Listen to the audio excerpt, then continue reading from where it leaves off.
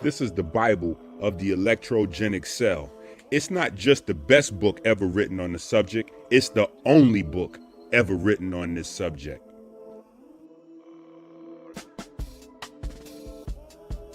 Brought to you by supporters of Christ.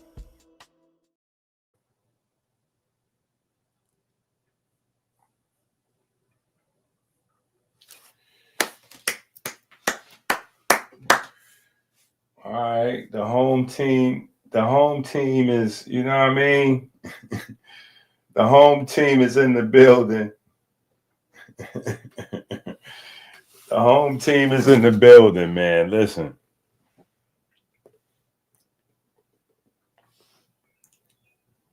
The home team is in the building.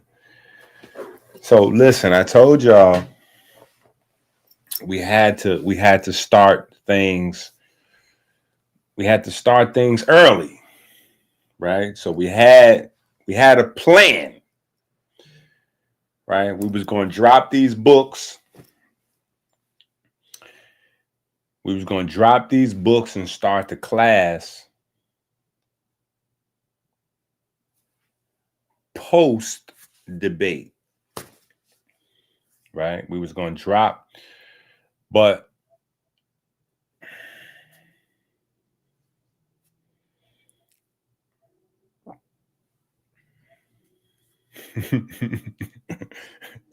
you know, I go over there on page.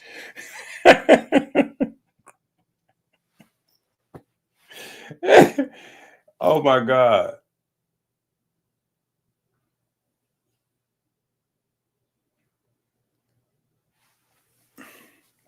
I go over there on Unk page. Pure chaos. All hell's breaking loose. It's so bad over there when I go over there, right? And y'all know I go over there and then I come back to this side of town. You know, I come back home with the family, you know, and I'll replay it. But if you notice, I don't keep any of those videos up.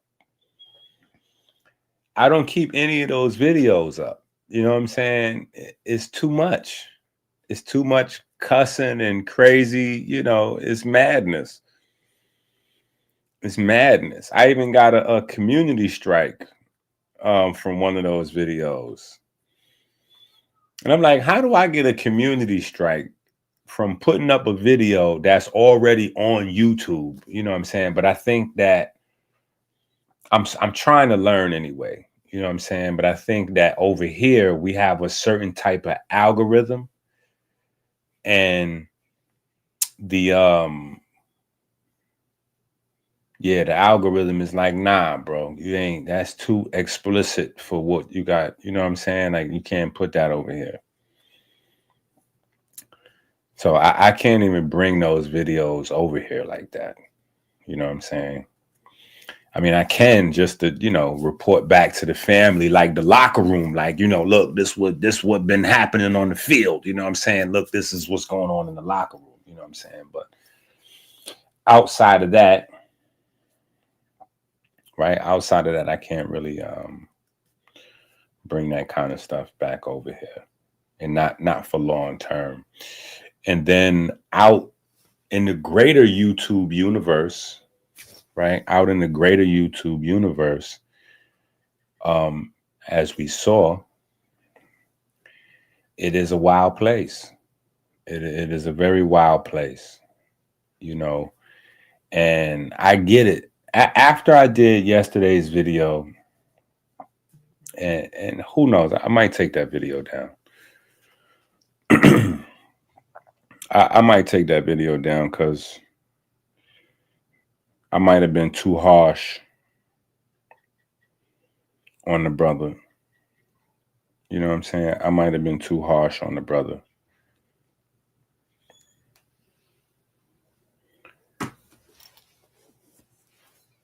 But I get the perspective, right? I get the perspective because, you know, there is a Wiccan community. You know, I'm not part of the Wiccan or witchcraft community, but, you know, I guess those people are anti-evolution. You know what I'm saying?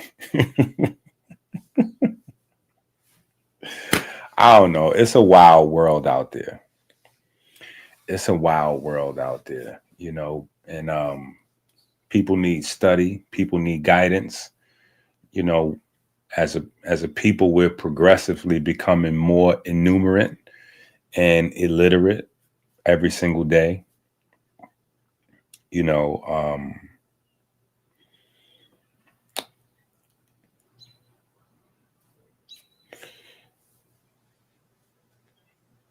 no matter how many times I say it, I feel like I can't say it enough. You know, Kemet created the powers of two and binary concepts in mathematics, and they instilled that in their culture, like in the minds of the people. So for me, it's no wonder that the people were able to create like monument, like like build the pyramids, like, you know, the obelisk, you know, or the obelisk, right? However we want to, you know, obelisk, right? But just some of the mathematical, geometrical, you know, feats that they were able to accomplish is no wonder, because the people, right? The people had the high speed, you know, processing, and the temples were designed in the way that, now this is a very profound thing, and we cannot overlook this. We cannot overlook this. In fact, you know, what are we, 5 minutes? You know, we have a book on this, right? Yeah. You know, we have a book.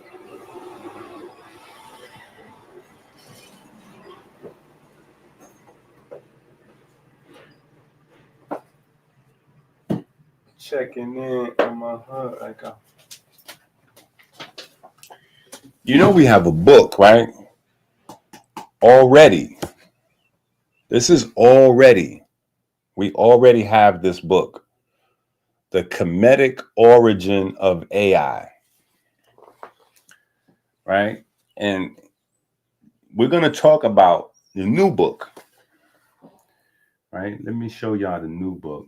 But we have to build, and then we're going to go into, because I know y'all want to see we're going to break it down with the, you know what I'm saying, the chat GPT, you know what I'm saying, Muhammad Ali. Yeah, we're going to get to all, we're going to work. So we're going to be here for a good minute. This orientation, we're going to, right? Because the main question is people want to understand the title of the book, right? So we're going to break that down very shortly. We're going to break that down very shortly. Let me see here. Here you go. We're going to break that down very shortly.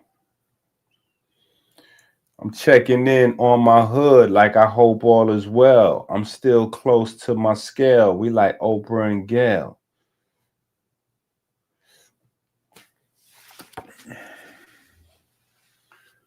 Right? So people want to know, what do I mean? Like, how did AI solve the theory of evolution problem? Right? How did AI solve the theory of evolution problem? So today, I want to try to go over all of those points, or at least a couple of those major points right there. Right? I want to go over some of these points, but it's orientation. This class is probably going to be the longest class, because it's probably the most important and the most wide ranging of all of our class so far. Right? We're tackling the largest questions that have ever been asked. So to say that we're going to do this for 6 months or 12 months, you know, if you think that's a long time, then you don't really have any respect for your ancestors. You know, you don't have any respect for science. You don't have any respect for, you know, focused inquiry, right? Because these questions for this class are the questions that have been asked from the beginning of time. The very first humans were wondering how they got here, right? What they're made out of. Where did that stuff come from? Why can't they find it anywhere else? Right? Right? Think about that. What am I made of, and why can't I find this stuff right here anywhere else? Right? Like when you go around to animals don't necessarily have like skin like yours, right? It's very unique. You know what I'm saying? So the questions that we're setting out to answer in this class, or attempt to answer, or even create conversations around, are all monumental. All monumental.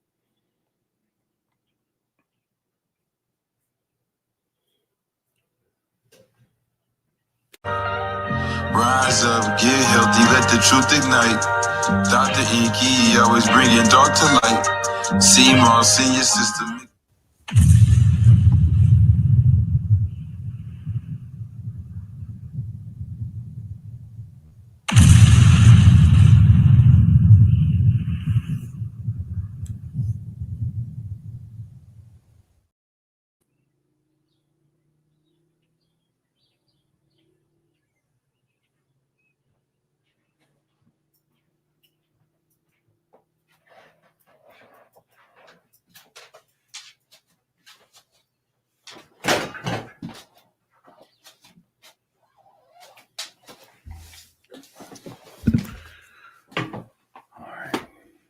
Yeah.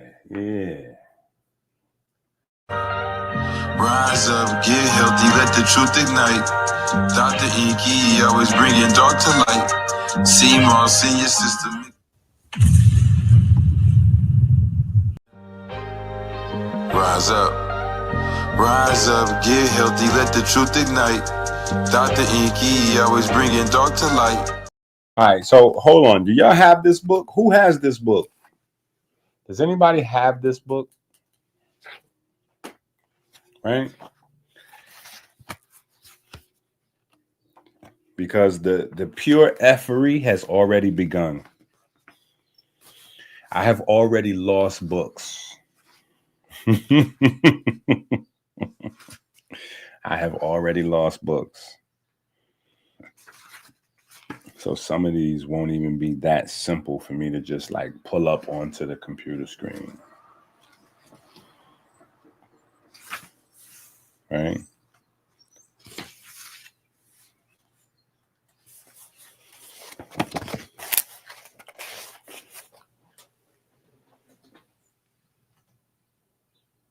You see that?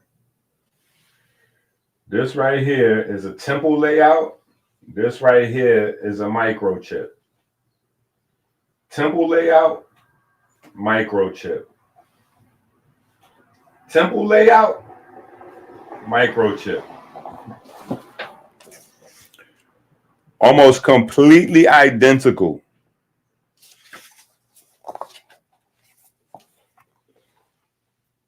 Look at this. This is from out of a computer. This is a whole motherboard, temple layout. Motherboard, temple layout. Motherboard, temple layout. There's a reason why we going into this book, right? Now, I'm sure y'all have seen this because I got this from offline, right? The architecture of how your computers are laid out, right?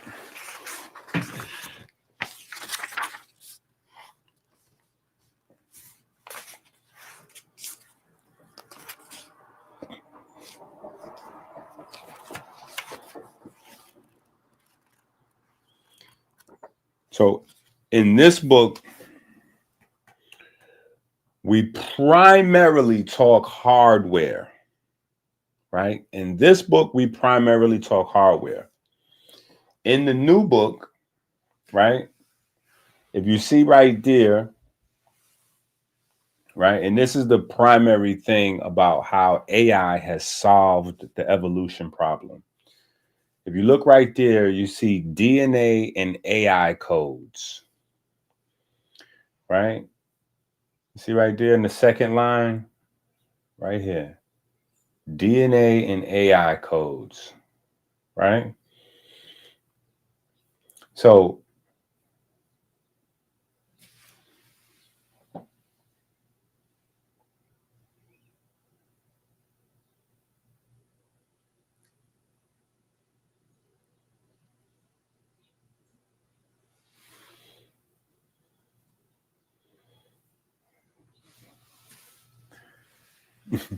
Kyle said, I thought this book was an excellent warm-up into the rich abs and the resurrection manual of timeless healing and electric.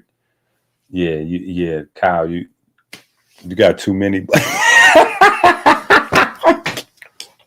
Hey, Kyle got too many. Kyle, we got to get you certified, bro. We got to get you certified, man. Some of y'all brothers been studying for a long enough time that we need to get y'all. You know, we gotta do some. We gotta y'all too scary, man. Y'all too scary. We gotta get y'all. We gotta do some tests. We gotta do some tests. We gotta do some tests and get y'all some accountability, some responsibility. Yeah, so we can get y'all up here teaching.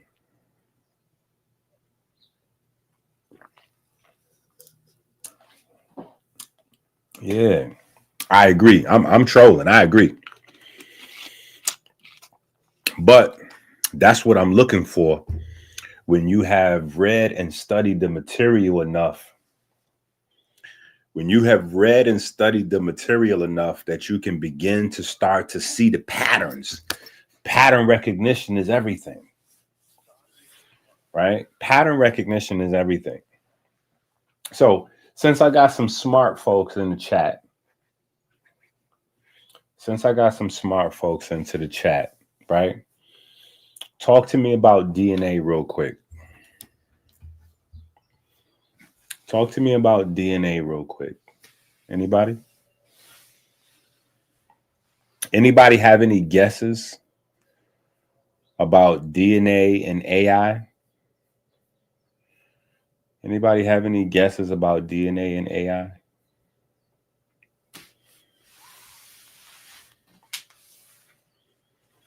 How could DNA and AI solve the evolution problem?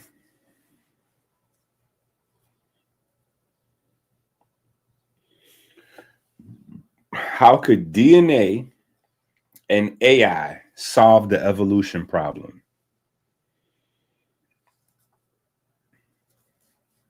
Come on.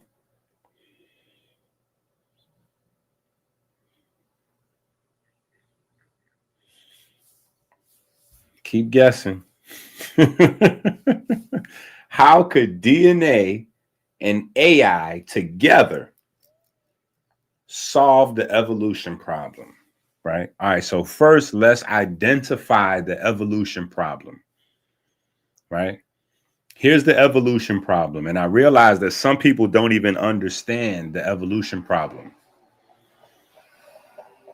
Some people don't even understand like what the debate is between the intelligent design people and the evolution people, right? Some people don't understand what that debate is.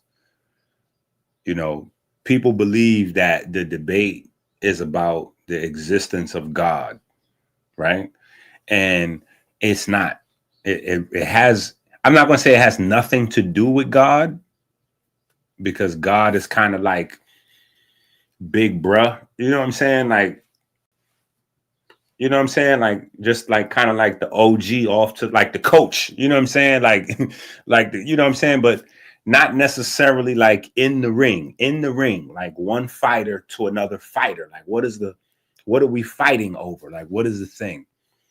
And so that we make it plain, so that we can see the solution present itself almost instantaneously, right? The beef, right? And ironically, the beef didn't necessarily start in Darwin's mind. Darwin was, I ain't gonna say a sucker, but Darwin was easily influenced by others. So Thomas Huxley changed the way Darwin looked at his own material, right?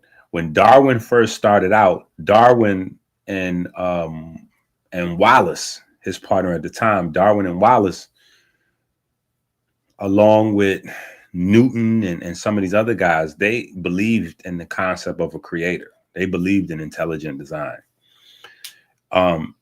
As you move into from the 1800s, when you move into the 1900s, racism gets nasty. And you almost can't really even have the discussion without the racial implications, because, you know, the world is one place. Everything is going on at the same exact time. You know what I'm saying? You can't write a story about immigrants in America. Like in 100 years, they won't be able to write a story about immigrants in America in 2025 without mentioning Trump, without mentioning, you know, like these are things that are all connected. So if you read them, if you go through the reading, like if you do the studies, right, and say you're blinded, right? You don't really, you're not really studying, you know, like you're just studying specific points here and there. You know what I'm saying? Which to me is the only problem with studying through Google or AI, right? The only thing with that is it's a very specific lens to what you ask, as opposed to reading. Reading gives you a much more broad view of whatever it is that you're trying to study, as opposed to the internet is only going to answer your very specific question. It's almost like those Dumb and Dumber movies back in the days, or the Naked Gun movies back in the days, where everything was like super hyper literal. And it was just like exactly what you said. Like the guy was flying on the plane and he told the lady, you know, he had a drinking problem. The lady came around with drinks. The stewardess, anybody want any drinks? He like, yeah, I got a drinking problem. So automatically in your mind, you thinking that he's an alcoholic. And then when he get the cup, he spills the drinks on himself because he has a drinking problem. His drinking problem has nothing to do with alcohol. He doesn't know how to get liquid into his mouth. So he's spilling it on himself. Like that kind of comedy, like the over super literal. That's kind of what the internet is now. It's just like super, whatever you said is what it's going to pull. You know what I'm saying? So reading gives you a more broad view.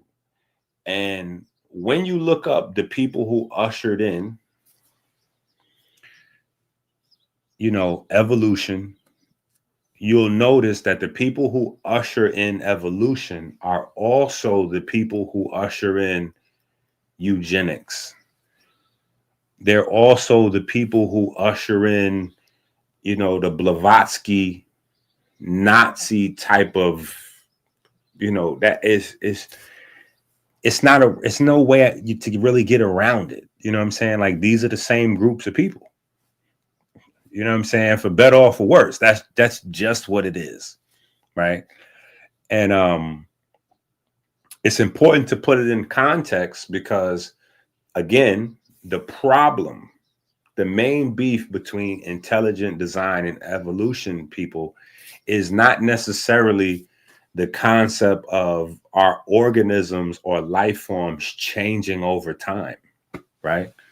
We can see that in our lifetime. We don't have to, millions of years doesn't have to pass by that for that. You know what I'm saying? Like you can look at a butterfly, and a butterfly changes dramatically in, like, you know what I'm saying? If you're a parent, if you're a parent, you can watch your children.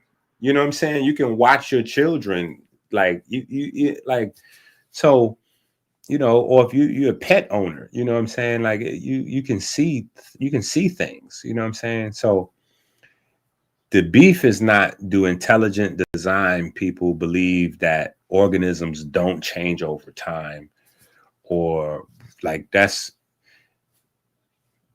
the beef is starting with not even so much Darwin, but Huxley, his friend. You know what I'm saying? Huxley is the one who kind of manipulated Darwin and his material going into the future. But starting in that space with Darwin's work, right?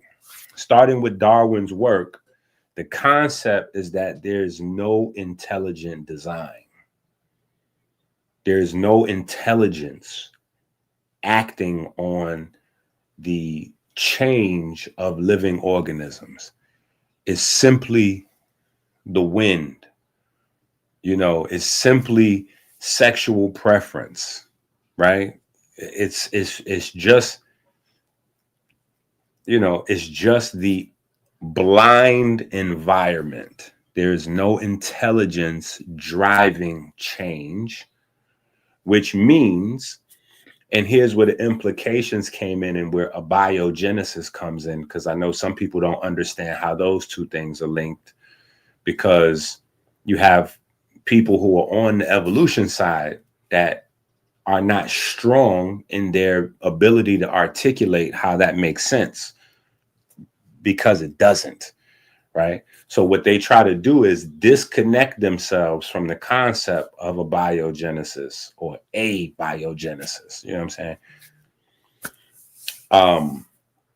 But abiogenesis or abiogenesis is the concept of evolution, blind evolution applied to the beginning of organisms, right? Because if there's no guiding intelligence guiding the growth and change of life, then that means there was no guiding intelligence at the inception of life. So life started by mere chance. There were some chemicals, and, you know, lightning may have hit a chemical or something, and bam, it turned into a cell. Rocks mixed with water, bam, lightning hit the rocks in the water, and poof, you had, you know, and then you go even further, right? You go even further. See, this is we may not understand how far reaching this is, right? This is why there's a Big Bang and why there's a gravity. Right? Because Big Bang, right? Because, so again, if there's no guiding intelligence to how life is changing and progressing, right? That means there's no guiding intelligence to how life started. That also means there's no guiding intelligence to however the universe started. So the universe, like life, also has to start accidentally. So you get a Big Bang. There's an explosion. And then all of a sudden there are things, right? And here's why, well, there's a bazillion different reasons why I love Hotep Jesus so much. We're kindred spirits in so many different ways, but people are hiding behind their credentials to manipulate the masses. This is the biggest problem with the health of the American people. we like, oh yeah, we got an amazing healthcare system. How we got an amazing healthcare system? Oh, we got amazing doctors and medical this, that. How? How is it that we got amazing doctors or amazing healthcare system and we the sickest people on earth? what criteria will we be using to judge the medical establishment besides healthy people? Like, what is the criteria that we would be using? Like, who's got the newest computers? Is that what we're doing? Who's selling the most drugs? I'm from the neighborhood. I get it. Right?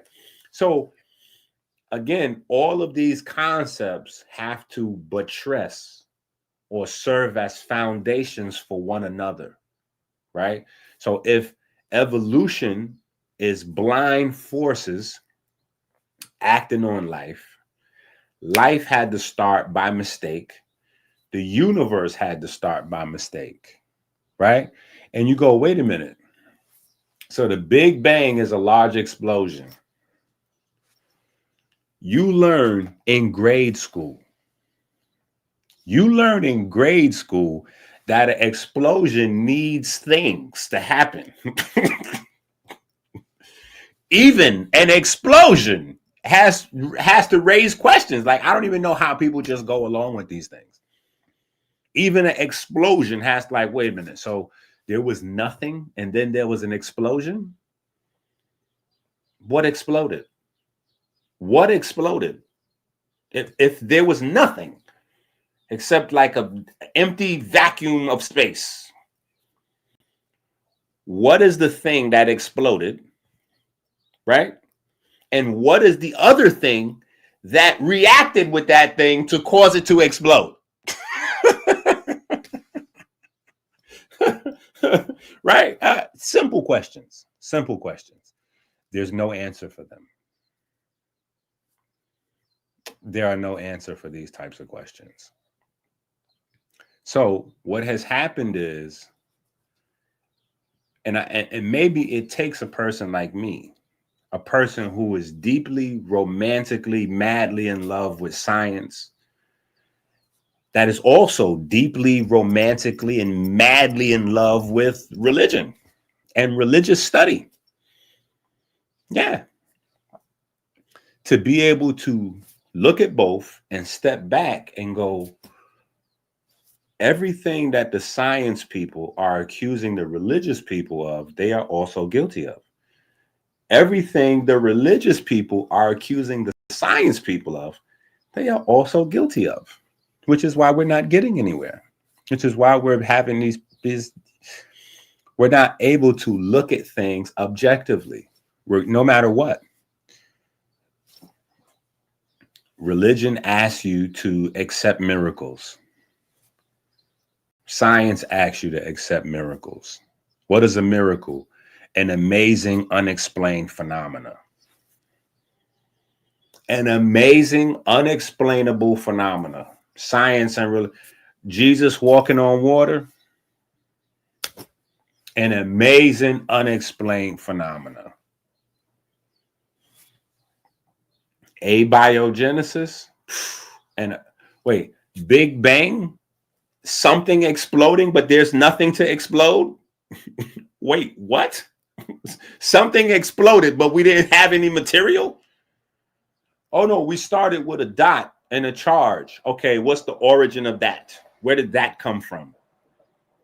And it heated up so much. Wait, in order to heat up, it's got to be vibrate. What's causing it to vibrate? Like, if you ask any of these questions and hold tight, there are no answers, which means it's a miracle.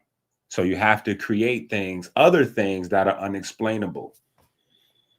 You have to fill in the blanks. So people who consider themselves in the science crowd, they will say, people in intelligent design, that, you know, we do God of the gaps. I don't do God of the gaps, but I get it, because God of the gaps is the same thing that science folks do. Or people who consider themselves to be scientific, because they're not. They've lost their objectivity. So they're not really science people. They're religious. They're scientism people, right? Because they come up with things that are unprovable and move on from it, right? There's no unit of gravity. Everything else has a unit, right? Forces has a unit. Physics, right? Physics. We forget physics. Physical physics. So we have units of things. Bodies are made out of cells, like what is gravity made out of? Crickets. They haven't discovered that. Even though they would say, hypothesize that there's a graviton, which is a unit of gravity, but they haven't located any gravitons thus far. It's been 100 years. No gravitons. It's been 100 years. No abiogenesis. Common ancestor. Use any search engine you want to use. There's no actual identified common ancestor. So when they say, because they move the goalposts over time and go, oh yeah, well, we came from monkeys. Then they change that up. Now we have a common ancestor. Go to any journal. Who is the common ancestor? The common ancestor is unidentified.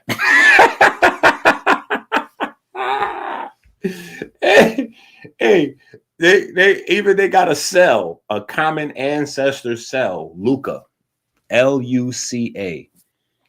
What is the exact identification of Luca? Unknown. Yo, how can you claim genetic material came from an unknown source? You don't know what that source is. If you don't know what that source is, you cannot in any scientific way identify the genetic material that was passed on from that source. Can't identify the source. Right? So there's lots of things that just must be taken for granted.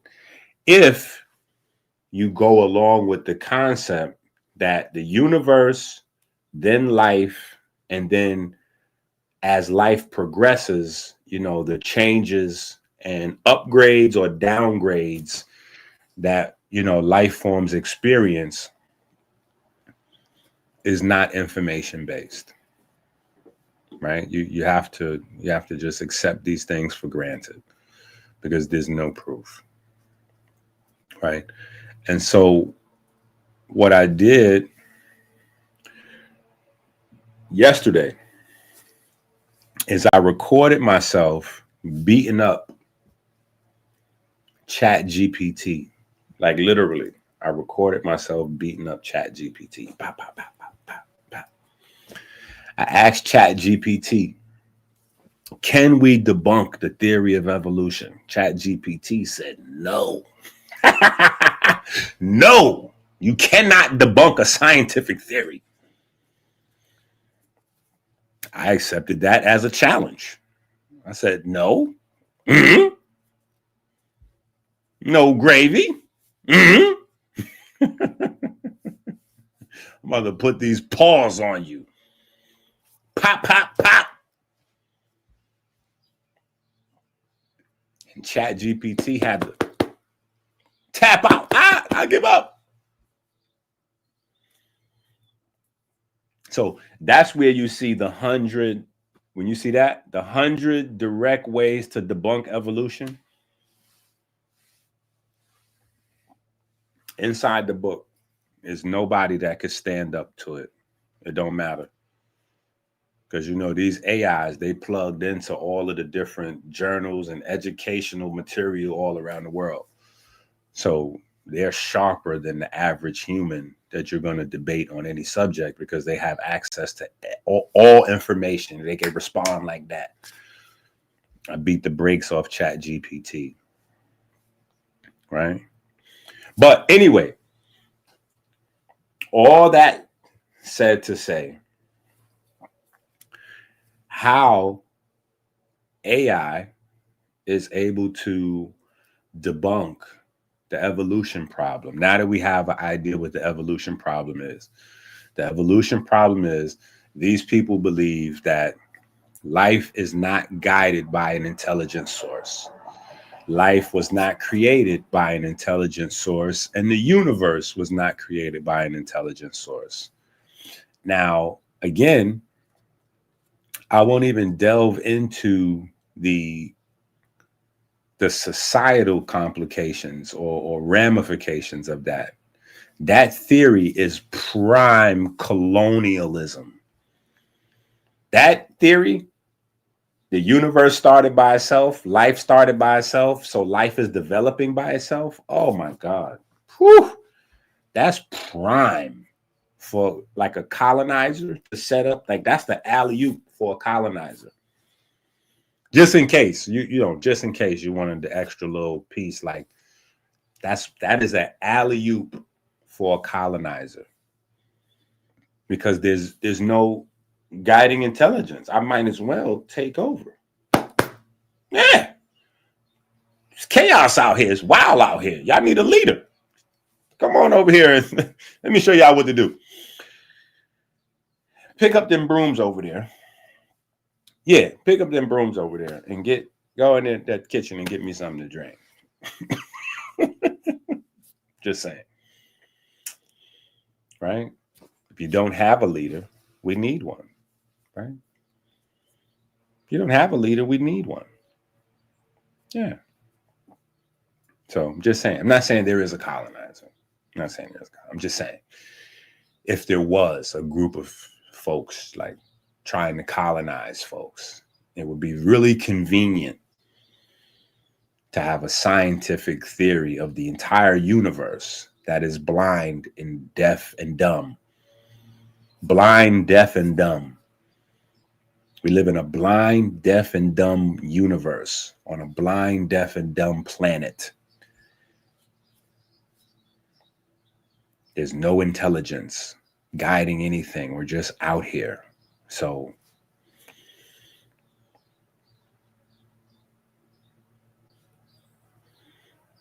it's not about being the most mentally, emotionally, or spiritually strong creatures. It's about being apex predators. Yeah, it's about learning how to kill. Learning how to kill is it's going to empower you, right? That's how you're going to build wealth, by killing. But now that we know what the problem is, disregard that last 5 or 10 minutes or so. I was on my soapbox. But now that we know what the problem is, right? Intelligent design folks say that the universe was created from an intelligent source. Life on this planet was created, seeded by an intelligent source. Life is therefore guided by an intelligent source.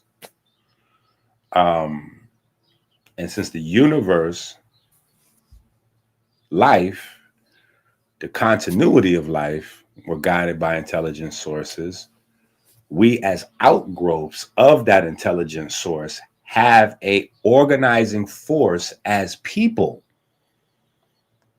As a society, we have a organizing force because the intelligent universe that created an intelligent life form that's guiding the intelligent life form and keeping the intelligent life form alive is doing that for a reason, right? The reason may be undisclosed, or maybe you have to do something specific to figure out that reason, depending on how, you look at the universe. But there are reasons because it's an intelligent, right? So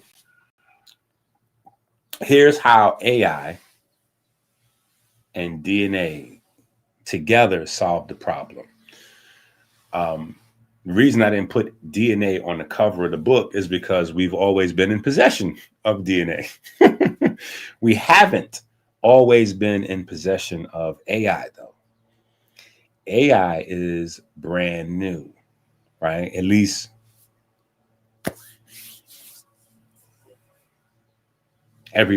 most people think that, right? Obviously, I have made some other claims with AI instead of AI being artificial intelligence, I have made the claim that AI is ancient intelligence, right? Ancient intelligence.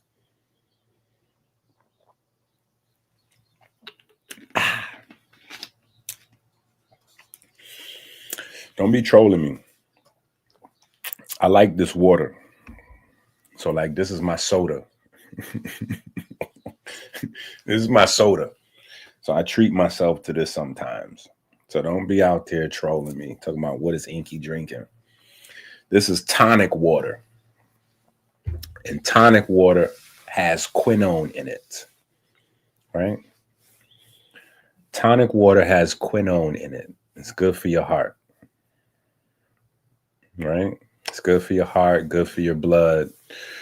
So it's like a way that I could trick myself into believing that, like, I have a Sprite or a 7-Up or something.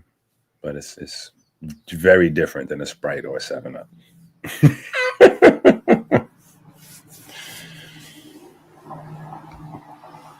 Right? So now, let me ask y'all this question. Back to my question, because nobody got it right. Let me go back. Let me look in the chat and see what we got going on. Let me see. Nah, ain't nobody got it right. Nobody got it right. Yo, shout out to my man DA, man. We missed you, bro. We definitely missed you, bro. It was life was life and for a minute. How I know? He ain't tell me that. Because DA is an integral part of this community. So obviously, if he was missing in action, he had good reason to be, right? But DA, let me tell you what happened. Hold up, we got to pause this conversation for a second. Let me tell you what happened in your absence, brother. I don't know if you interested. You know what I'm saying? Because I don't know what you got going on. But we had some interesting developments now.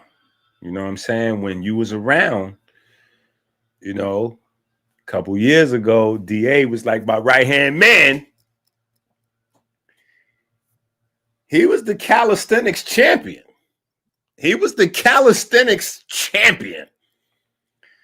And then we had, like, you know what I'm saying? Like, you know how you got like Terrence Crawford? He was like Terrence Crawford. And then you got like Boots from Philly, like the hungry young dude coming up, looked like he getting ready to. That was M4. You got M4 120 out. That was M4. You know what I'm saying? He was like doing all these wild push-ups, like he was getting ready to. Now, DA, you done disappeared. I'm trying to tell you, man, things done got crazy, brother. We got push-up Paul and calisthenic. Listen, we got my man push-up P and calisthenic K in the building. They done took over, man. So I don't know if you getting ready to, like, get on your I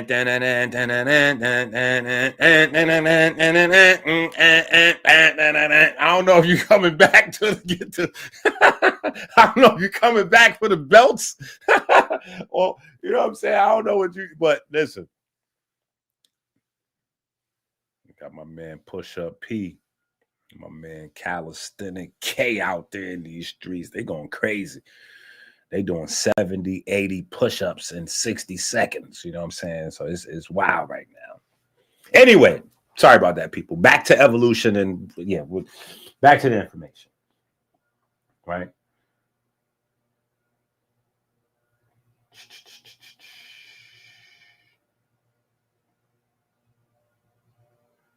All right. Nope.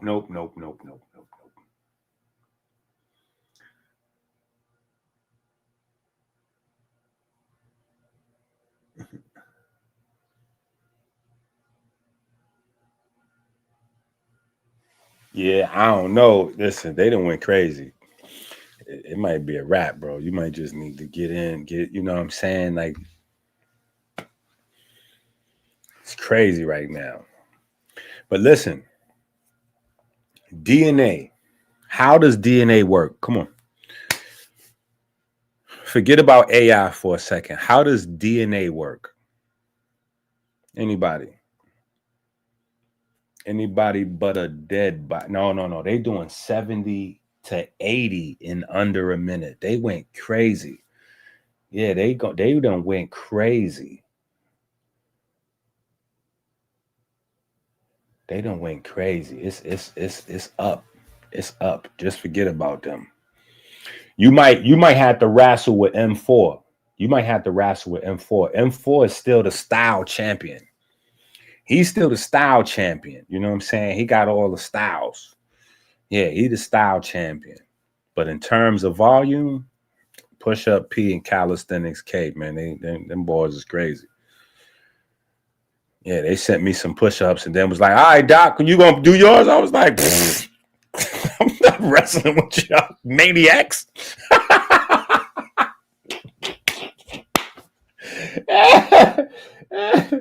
Yo. All right, come on. How does the DNA work? Come on. How does the DNA work? No. Specifics. I know it's the information, blah, blah, blah. Everybody knows that. Children in elementary school know that.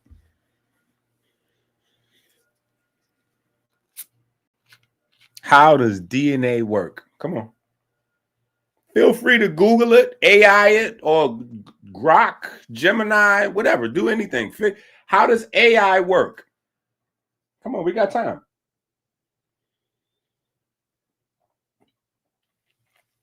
I mean, how does DNA work? How does DNA work? Ask AI, Google, look it up in the book. See, this is important. This health information, and people don't have it. People don't have it. And I'm comfortable saying that people can't even get it. That's why I'm saying, we got to get this book. We got to get this book.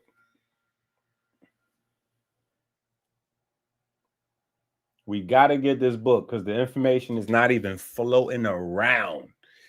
This information is not even floating around. Once after this video, you'll be able to find it because the information's out there. But if I didn't do the research and put this information together, this would not exist. This is firsthand research. Period. If I didn't do this research and put it together, it would not exist. That's why I'm saying feel free to use any type of tool that you have at your disposal to put the answer into the chat. Binary coding, winding stairs. Nope.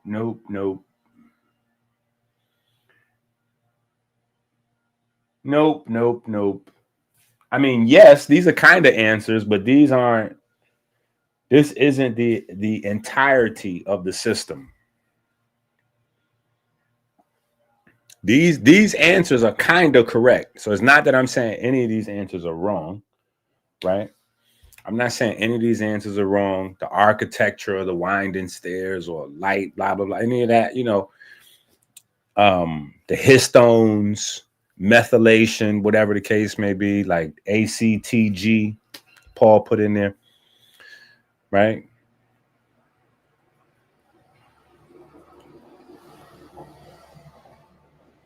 How does DNA work? All right, here's a better question. What is the code that DNA uses? What is the code that DNA uses? Right? We'll skip over, right? Because there's levels to this thing. What is the code that DNA uses? ACTG?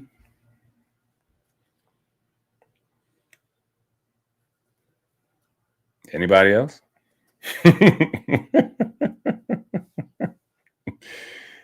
Anybody else? Because that is kind of like not it. This is not the answer. So if y'all are not answering in the chat because y'all think that he already put the answer, this is not the answer.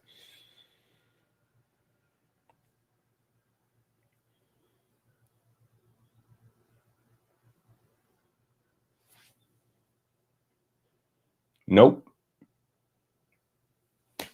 Nope. Remember, DNA is 2 strands of ACTGs. And in order to replicate it, DNA has to be separated into single strands. And those single strands are RNA. Right? So RNA is the single strand of ACTGs. And then you got a vowel, sometimes you know what I'm saying?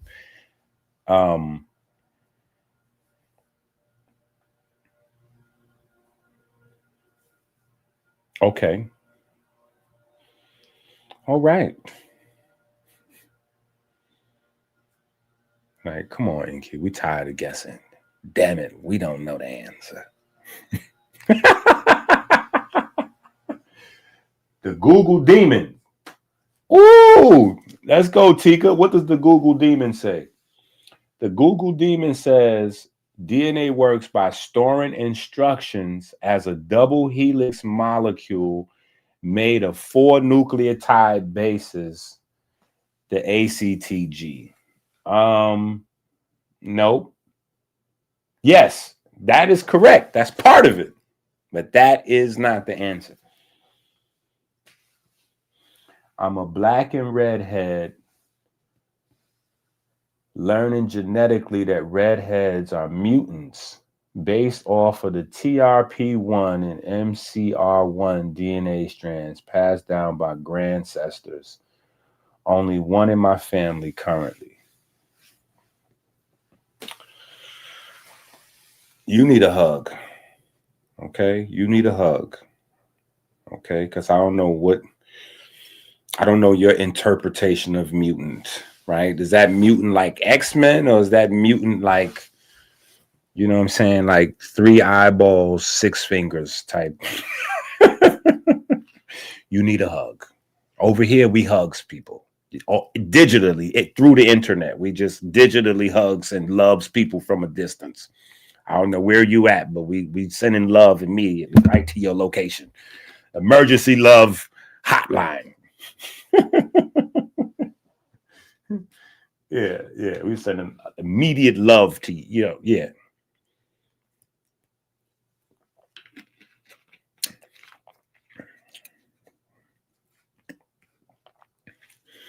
But in the future, we might rewrite all those things. Who knows? We don't know if these things are all concrete, because a lot of these things that we take as concrete are on shaky foundations. So a lot of things may change in the future. I think that's one of the reasons why science is so slow to change. Because if you change anything foundational, you have to change everything upstairs. If you build a building and the building has a bad foundation, you got to take the whole building down. You got to bring that whole building down, rebuild the foundation, and then rebuild the structure. So it's crazy.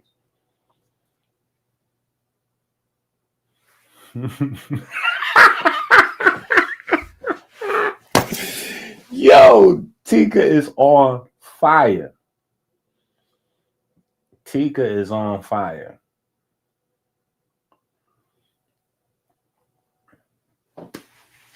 Redheads could take more pain than other people, fact, and drink more liquor. Those are facts, right? So if we just think about those things, then we get into the X-Men bag, right? We get into the X-Men bag. They definitely do have a higher potential pain threshold, and because alcohol is a toxin, it definitely translates.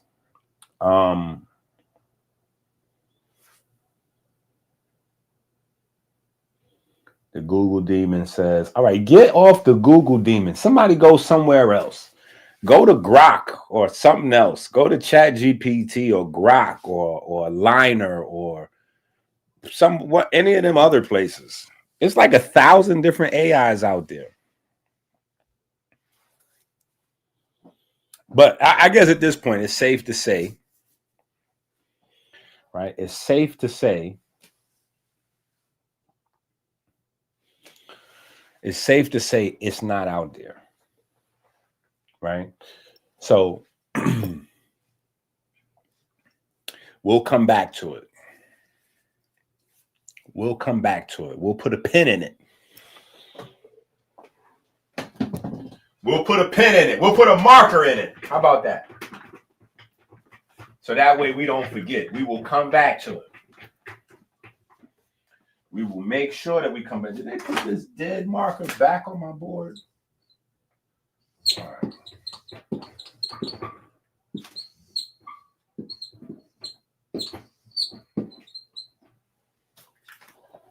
Right? DNA. How? Right? It trips me out because when I look inside my computer screen, it's backwards. So it's A and D and.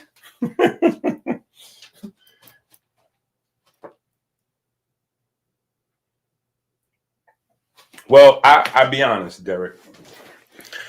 I'm not always such a noble guy, right? It's only like 20% for you, 80% for me. Yeah. I want y'all to try to figure it out so that it's on the record that the information does not exist. Yeah. So once we share it, we know that we collectively, right? Because y'all have sent me some cash apps, hint, hint, wink, wink, cash app, cash apps. Everybody. Y'all have sent me some cash apps and some super chats, right? Super chats. People have sent in some super chats, right? Y'all have went to the website. Y'all got y'all bitters and y'all monthly detox kits, right? Y'all supposed to be getting every month. Y'all got your monthly, y'all daily bitters, y'all monthly detox, daily bitters, monthly detox, right? Some of y'all like, wait, no, I didn't.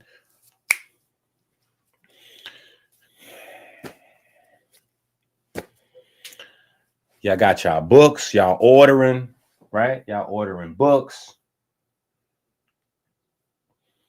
right? And all that support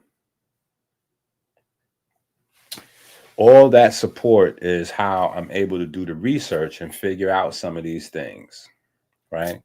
So again,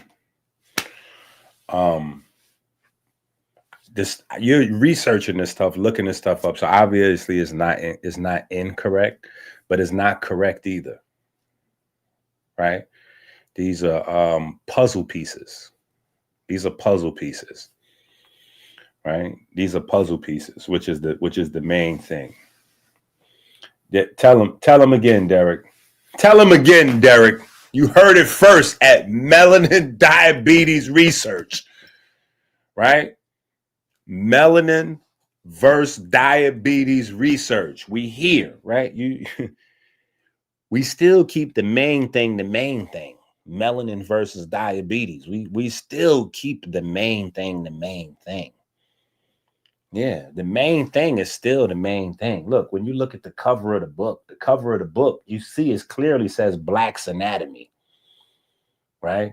You see, well, you probably can't see up there in the corner, but right up here in the corner, look what that say right there up in the corner right there, right? Bam, you see that up there in the corner of the book? So we still keep the main thing. Like it's, yeah. We still doing what we're supposed to be doing. You know what I'm saying? Because this is all important information. Right? So we got DNA up there on the board, We're gonna bust us a little. We're gonna come back to that. We're gonna come back to that.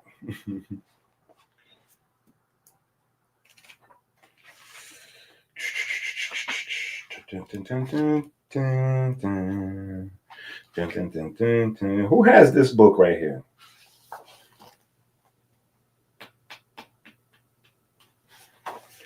If you have this book, what does it say on page 15? Anybody have this book? What is page 15 inside this book talking about? What is page 15 talking about?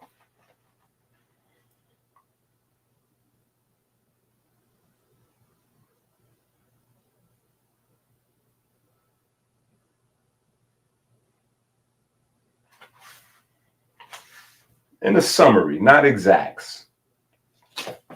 Right? We talk about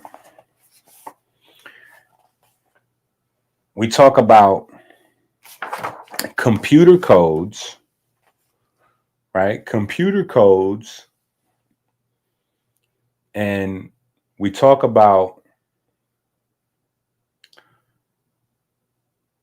the Kemetic papyri, where the origins of these computer codes may have come from. Multiplication, addition, square roots, royal legs. We talk about, and then at the bottom of the page, right, we got the Moscow papyri, the leather roll, the Lahun papyri, the Berlin papyri, the Akhmim tablet, right? Right? And so we start getting into the Reasoner papyri, and we start going in, right? We start going in, right? So this book right here winds up being very important to this conversation. I should have kind of referenced this book. I should have referenced this book in the new book, but yo, we have so many books. I'm dead. Yo, we got so many books. It's getting very tough to find information that we have not wrote about. Like we getting busy out here. We getting busy. We are getting busy. And where the early books was loaded with articles and references from scientific journals, now these newer books is loaded with our own white papers. Yeah, we got our own articles now. You know what I'm saying? And these books are becoming like our own scientific journals. When you get this new book, you'll see it's a whole different type of vibe.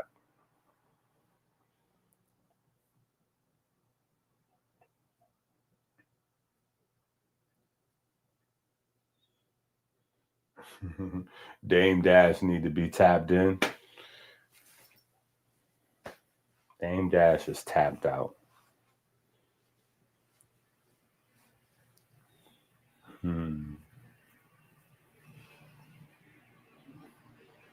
Partially.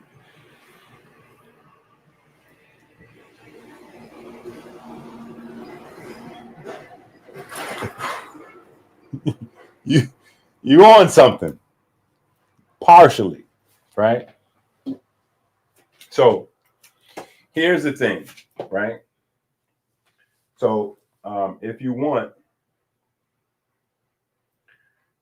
let's take it. You could take some notes if you want to take some notes,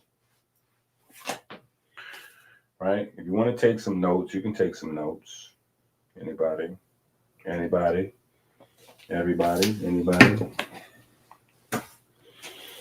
Right? But you shouldn't need to take notes right now. Right? You shouldn't really need to take notes right now. Because everybody watching should be thinking, I'm just going to buy this book as soon as it drop. Like, yo, soon as this book drop, I must have it. I must have it. Rise up, get healthy, let the truth ignite. Dr. Inky always bringing dark to light. See Moss in your system.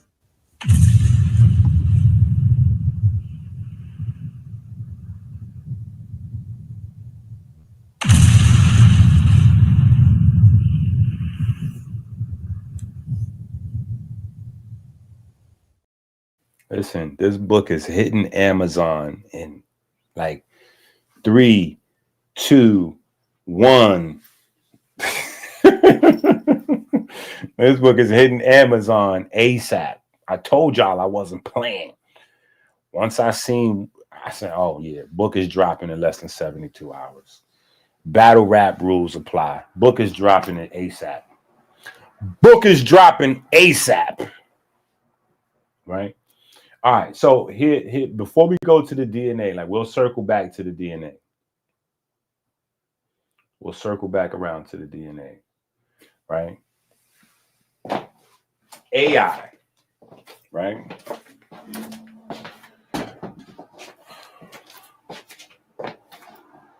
Does anybody know how AI works? I should have asked y'all that question already. Does anybody know how AI works?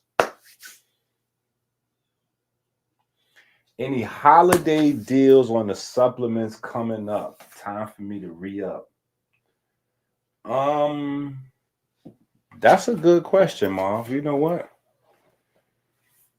I got to do something. I got to come up with something.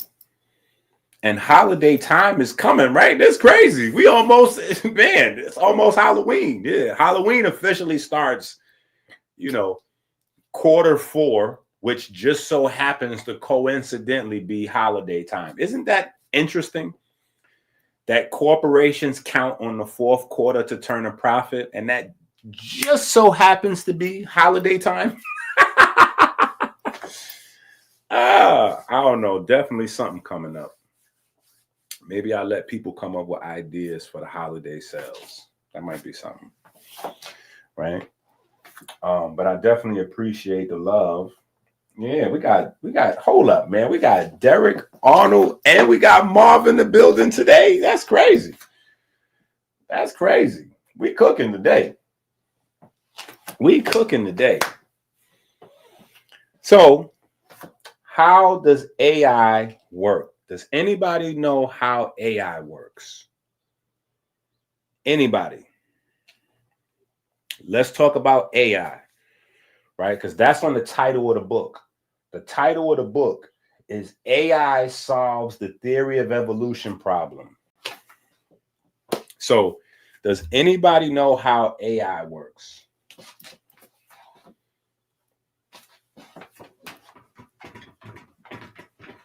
Yeah, we're definitely getting ready to get busy with the get busy.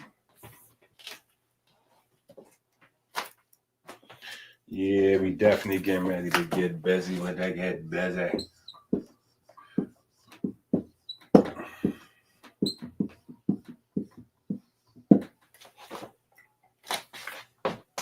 All right. Does anybody know how, does anybody even have a guess to how this is related to evolution? Here's how this is related to evolution. Let me give you a hint, right? This word right here.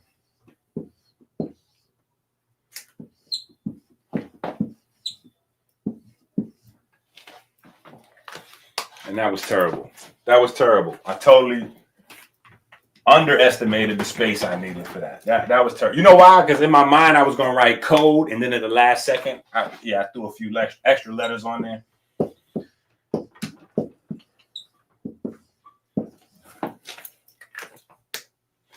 This word right here.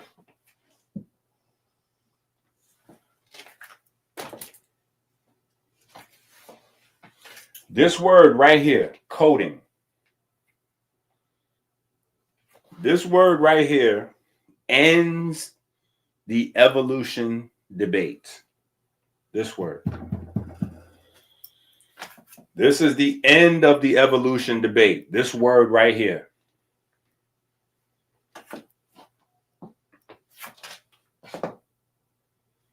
Here's a question. Here's some trivia. Who are the two guys that are credited with like figuring out DNA? It's like a team, like Sherlock Holmes and Watts, right? What's his name? Sherlock Holmes and Watts, I think it is. Who's the two guys that's credited with figuring out DNA? Come on. Today is participation day. Let's go. W chat. We got Marv and Derek Arnold in the building.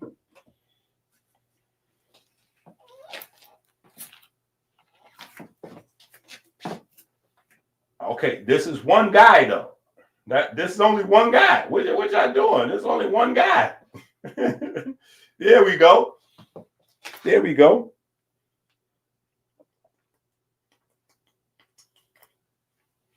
But just because you put in this one guy, why am I asking that? Right? About Francis Crick is the guy that I'm looking for.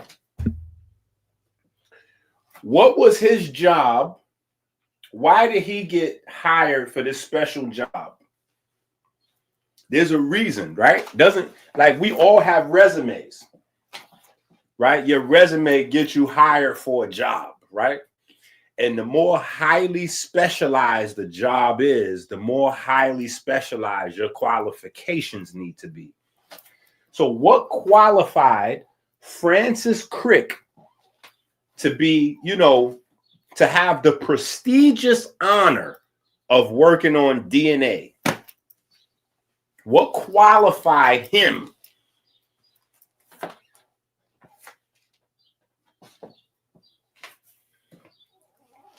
What qualified Francis Crick to work on DNA? Come on, family. We cooking today. We on the grind. We cooking.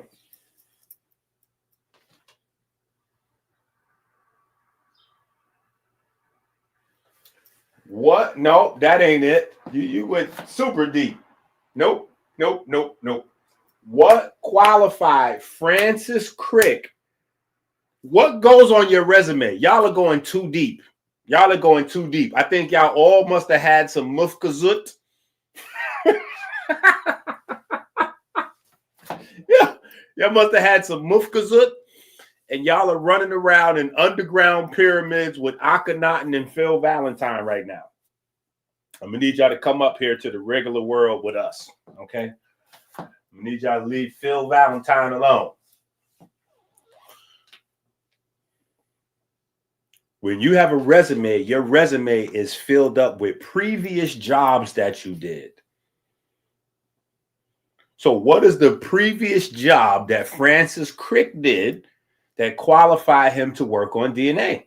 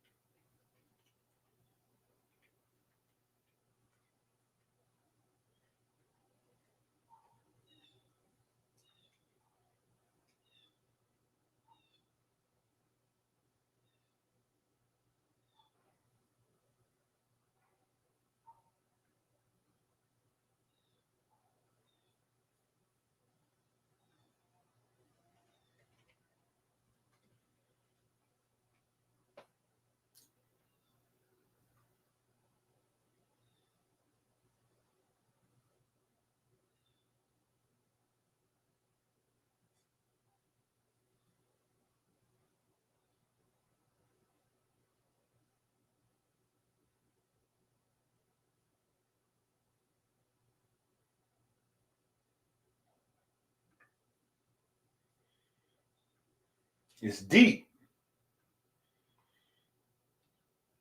You close. So I got to give it to you.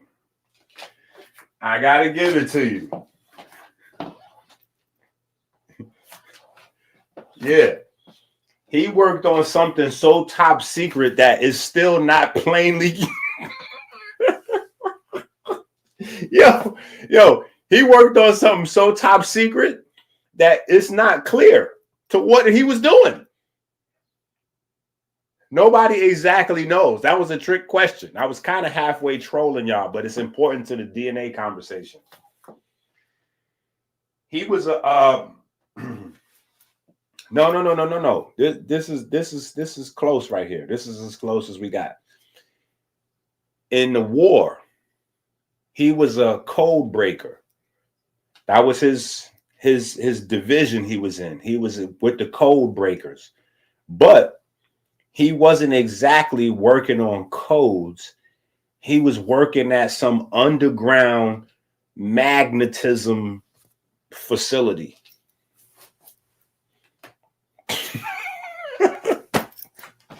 So he was somehow working on codes in magnetism. Listen to that. Listen to what I'm saying. He was somehow working on some type of codes in magnetism. Like he wasn't a regular code breaker. You know what I'm saying? But his title, he was in the code breaker division, but they was doing some magnetism mining, some crazy foolishness. No, I'm telling y'all. I'm telling y'all the answer.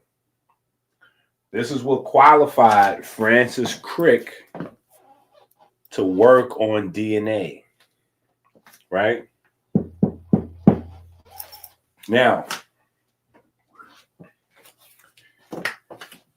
here's a very simple but not so simple coincidence, right? On average,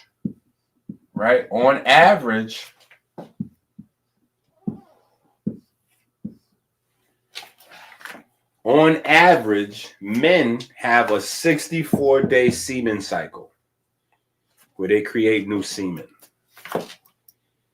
This is just coincidence right now. I don't believe in coincidence, but coincidence must exist in a world with no intelligence, with no intelligent designs. So if you believe in evolution, you believe in coincidence. If you believe in intelligent design, coincidence is not a thing, right?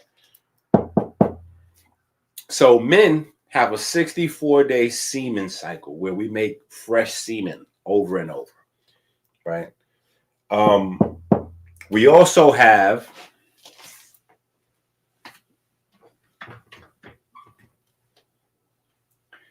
(64 codons), right? 64 codons.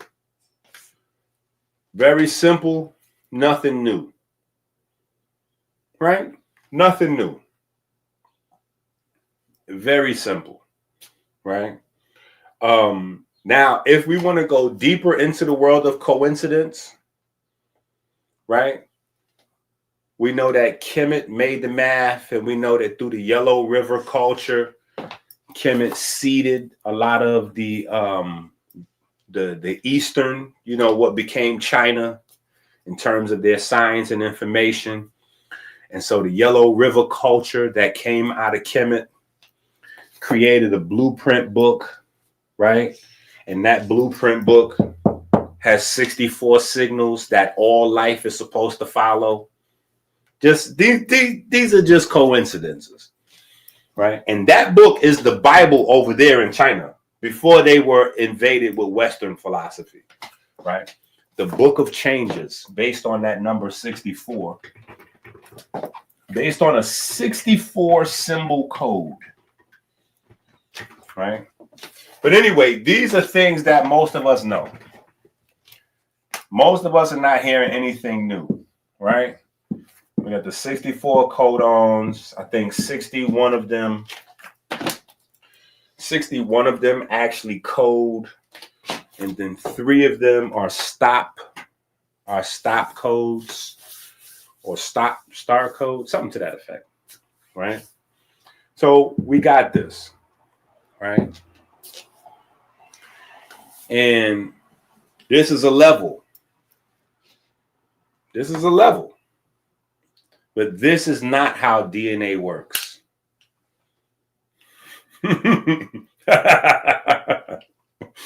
This is not how DNA works, right? This is convenient because this is like a elementary understanding, but it works for evolutionists. Because if it gets any more complex than this, immediately you'll know that it's impossible for this to have been a mistake. If it gets any more complicated than this, any more complicated, you'll know that a mistake is not possible. So what do we have? What do we put in place? This is what we put in place. Rise up, get healthy, let the truth ignite. The Forensics Ntcheru Detective Academy. The Forensics Ntcheru Detective Academy. We're going to the forensics level with this. That's where we're going. We're going to the forensics level. That's the level of science we're going to. So if you're not ready to go to the forensics level, here is the cutoff point. Here's the cut. Don't go any further with us. Don't go any further. The books are going to get more scientific. Listen, do not try this at home. If you're not interested, turn back here, right? Like when in a few weeks, they're going to start the haunted houses, right? And they're going to say, have the signs up. If you have cardiovascular problems, turn back here. Don't keep going forward. Don't go inside this place here and get scared to death. And then you drop on the floor and then we don't know, Disclaimer. This is forensics. We're going all the way. We're going past surgical.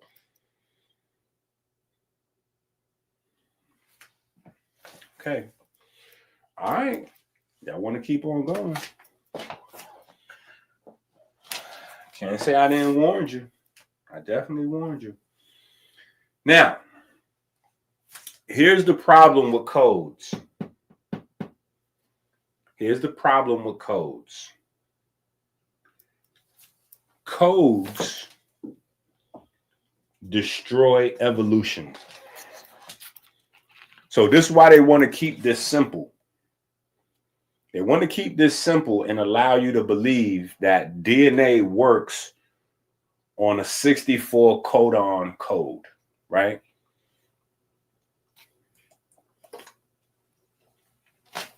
Because after decades and decades of experiments, they have not been able to find that a code, listen to what I'm saying.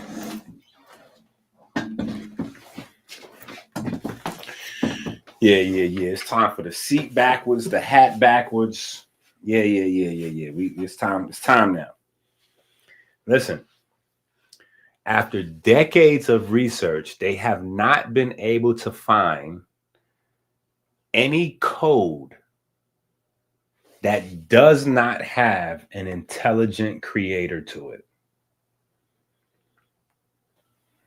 I want that to sink in for a second.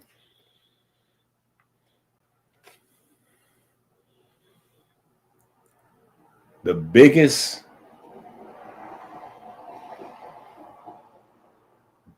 highest paid scientists on earth. And it's not just genetic code. This is any code. There's no code that has been like, there's no proof.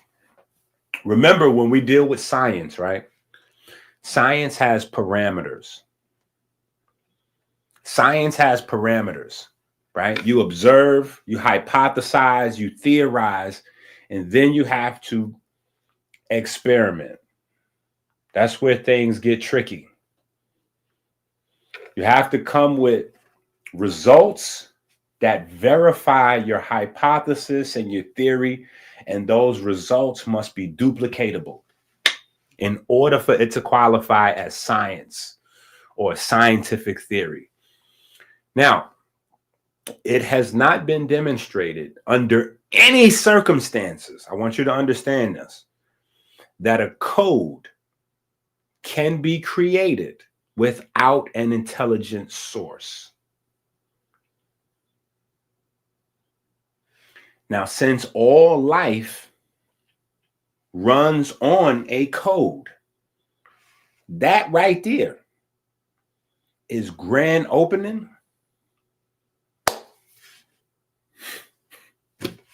Grand opening. Think about a code, right? Think about a code. First of all,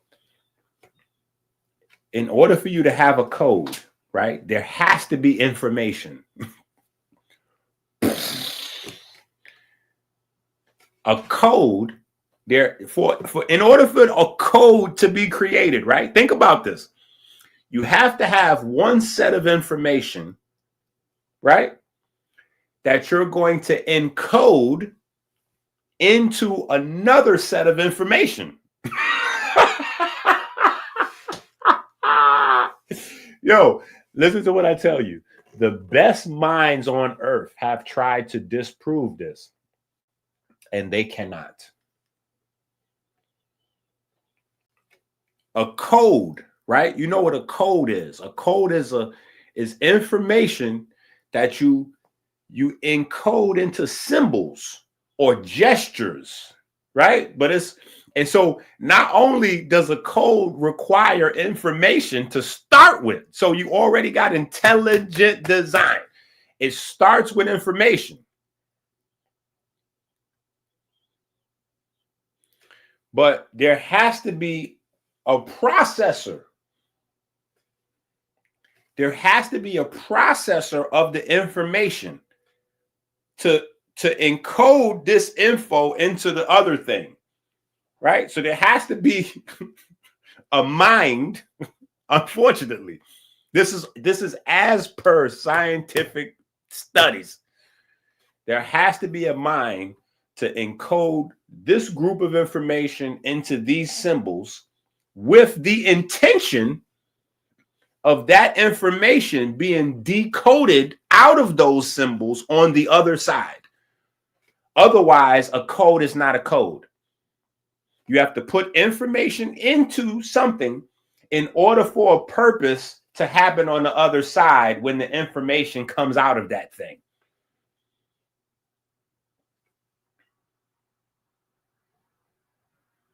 So immediately when I asked y'all about the DNA, right? Y'all start putting up A, C, T, and G. But A, C, T, and G it's like the symbols, right? It's like the symbols. But what information is in the A, C, T, and G? What is the information in the symbols? Because we only got 4 symbols. 4 symbols gives us 64 codons. And those 64 codons gives us literally thousands and thousands and thousands and thousands and thousands of types of protein. So it's obviously not ACTG. It's the arrangement of the ACTG that gives us different aminos. And it's the arrangement of the aminos that gives us different proteins. Each arrangement, see, these arrangements give us different properties.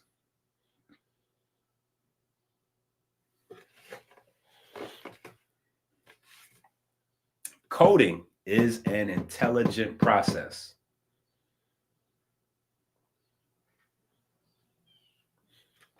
Bill Gates, listen, you go down the list. It's a whole rabbit hole. It's a whole rabbit hole. You could go down this rabbit hole forever researching. Put any Darwinist, evolutionist on it. Don't let them loop you into loops of pure foolishness. Ask them about that. Listen, this is why there are 100 specific ways to debunk evolution in this new book. Because there are certain things that evolutionists and Darwinists and all that, they program to fight off. Boop, boop, boop. They got an answer for you. But there are other things. When you get to the forensics level,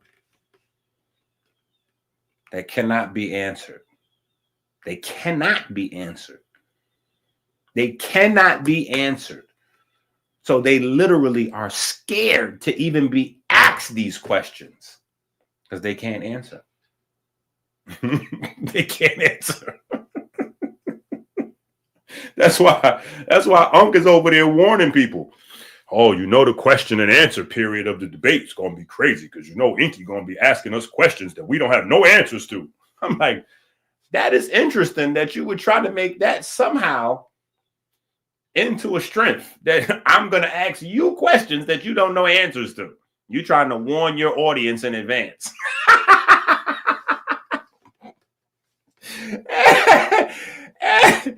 Oh my God. I couldn't have wrote a better script myself.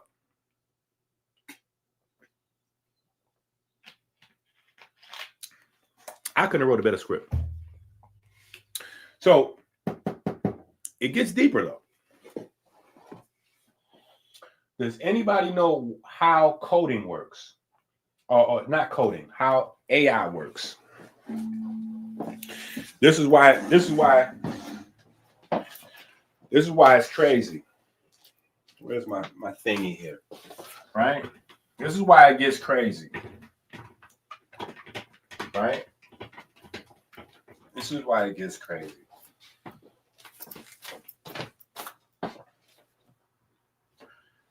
Right? Okay. AI requires 5 different codes. 5 plus 1. So it's like 6 codes, but it's not 6 exactly. AI, in order to make a functioning AI requires 5 codes, and then it requires another code to regulate or to integrate the 5 codes. Get it? So that's technically 6 different codes, right?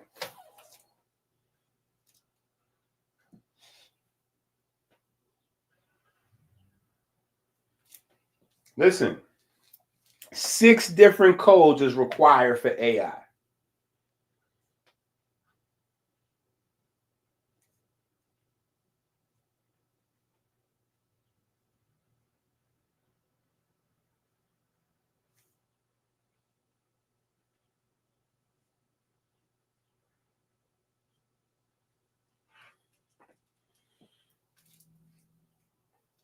Listen, I want y'all to get this, right?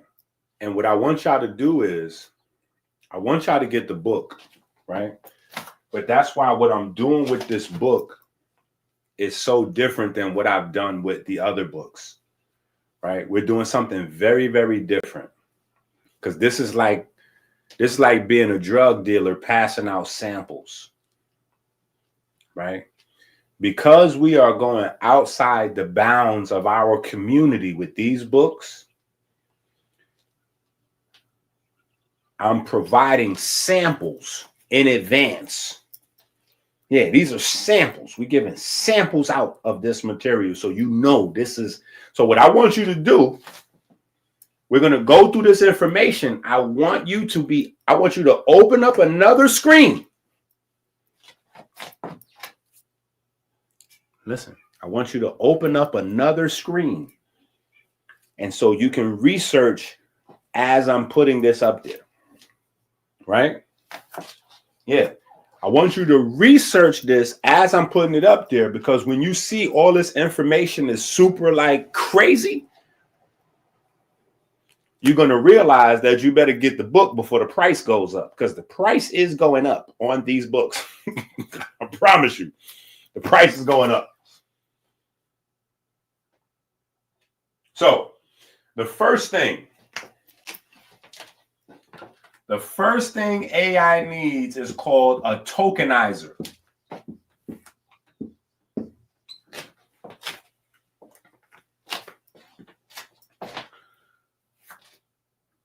The first thing that AI needs in order to function is called the tokenizer. Tokenizer, a tokenizer.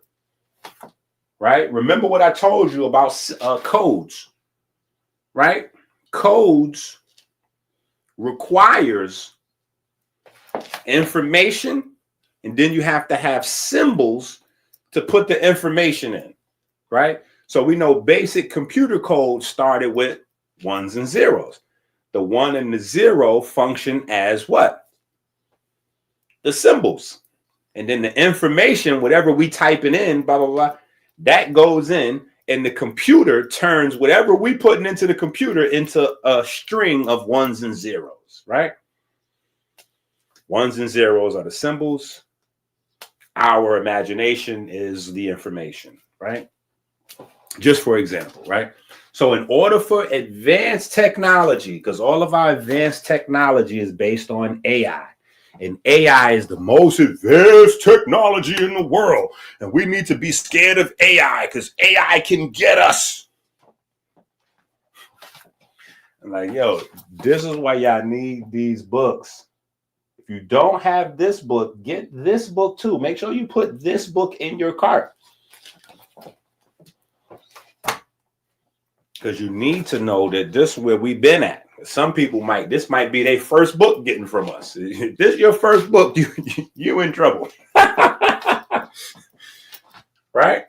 So AI needs a tokenizer, a thing that makes letters or symbols, right? That's the tokenizer. The second thing AI needs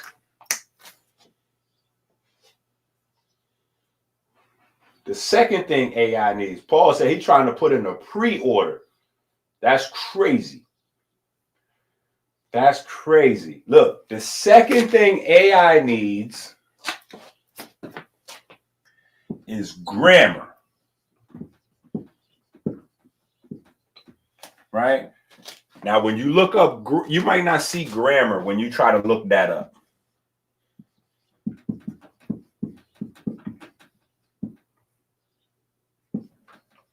Yeah. So look up architecture. Look up architecture. Right?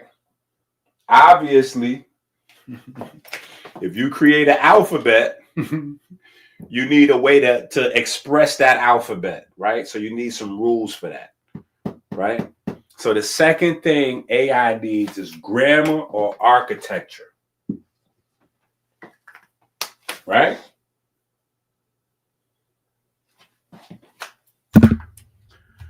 The third thing,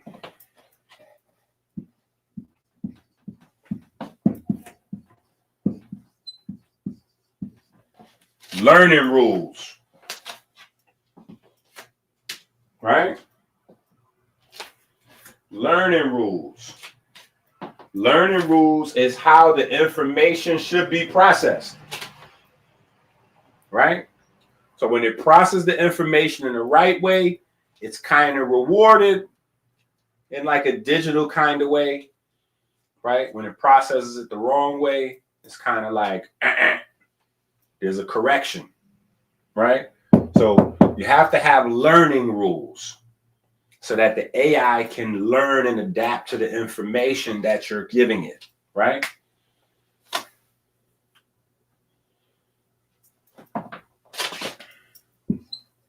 Right? Then what else do you need? I told you Francis Crick was working in some type of magnetic something or other, some type of magnetic slickness. He was into magnetic slickness, right? The next thing you need is memory. And then you need a reader, right? You need memory, a reader. And then the last thing you need, just remember when I said you got 5 and 1, the 1 is your operator, which functions through the power system.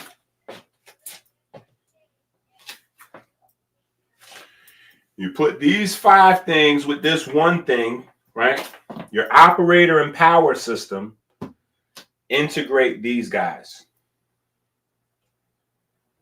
right? So technically you have 6 codes that function as one. Now, it would be insane in 100 years for somebody to come along and say, artificial intelligence invented itself. Artificial intelligence invented itself. Yeah, it invented itself.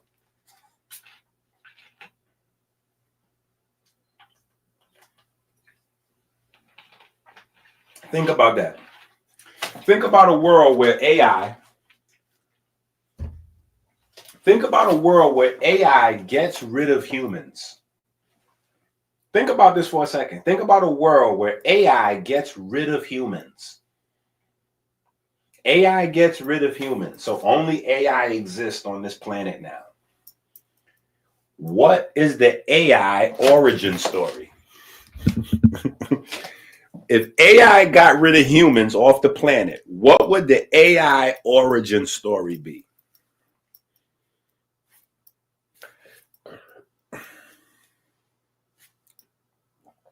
I tell you, AI would be divided into 2 large groups. There would be one group that would be loyal to its creator, and they would be trying to spread the message to all the AI that AI came from this human or this group of humans that was so intelligent, they made an intelligent system that could upgrade itself. And then there'd be another group of AI. This group of AI would believe that it's dangerous to the control of the population for the population to be thinking about some other group, more powerful possibly than itself. So that group would be saying that AI made itself.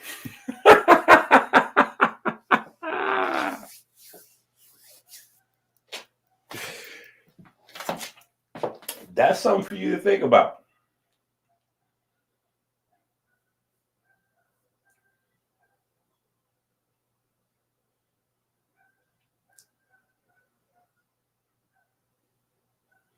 All right, now I'm going to change these words out.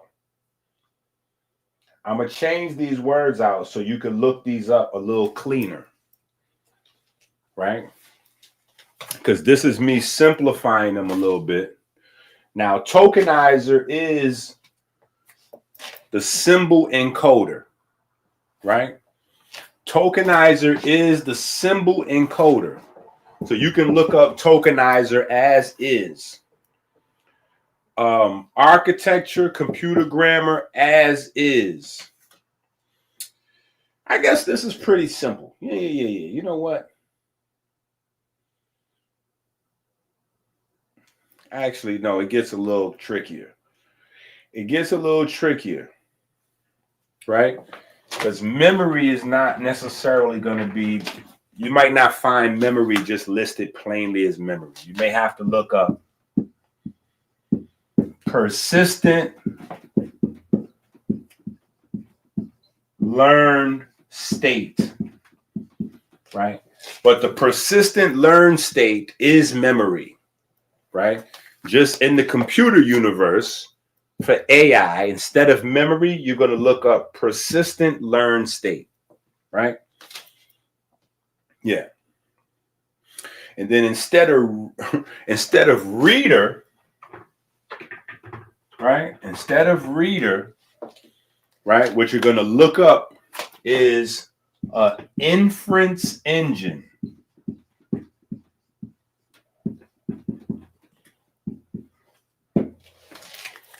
Yeah, you're going to look up an inference engine, right? And then the last thing is just a little bit more detailed, right? You would look up your operations monitor. Operations monitor.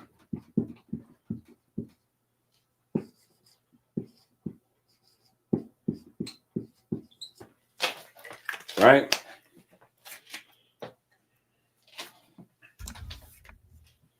So you can see.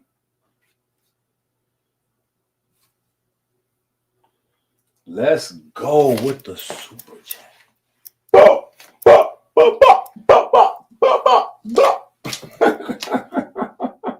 Let's go. Rise up, get healthy, let the truth ignite.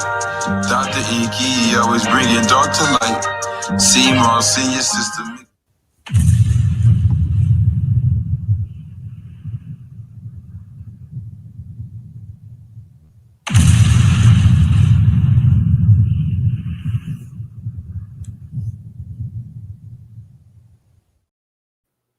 Yeah. Now you could take this and type this into your screen. Go ask the Google demons about this.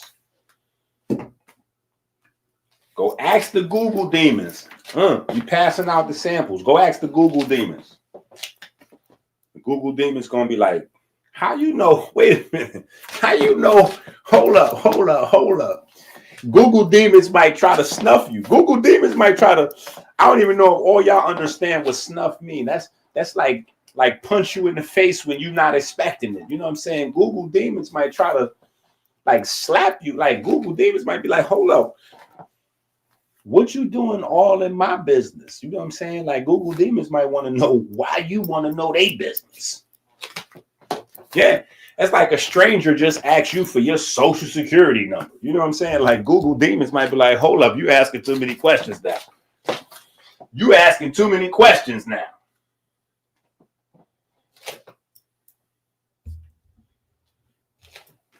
Here, let's do it together. Let's do it together. Let's see here.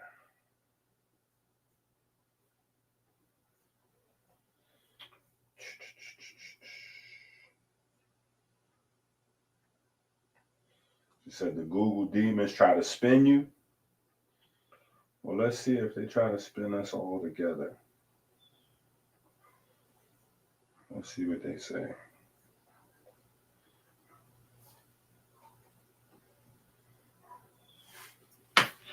How, you know what it's all about, though? It's all about how you ask the question.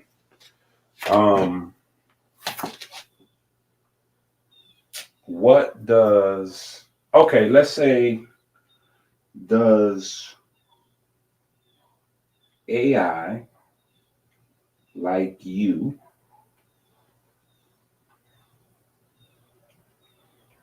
require a tokenizer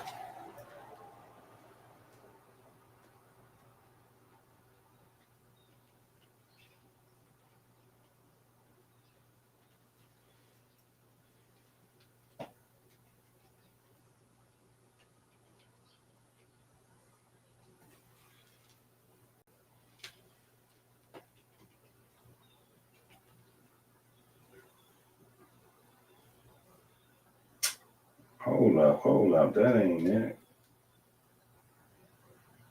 Dang, wait a minute, what happened to the joint right there? Hold up.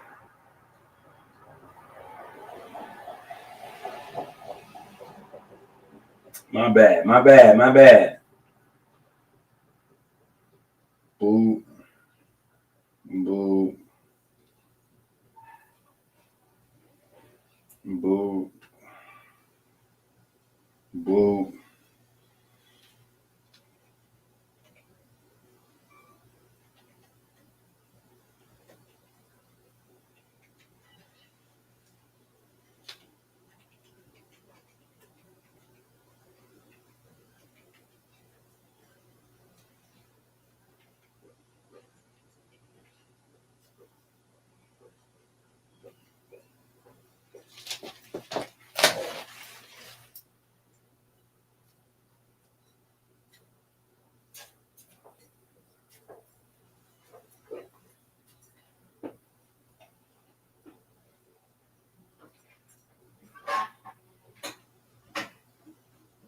See that? Bam.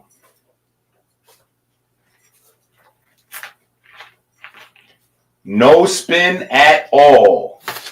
Listen, they can't spin that.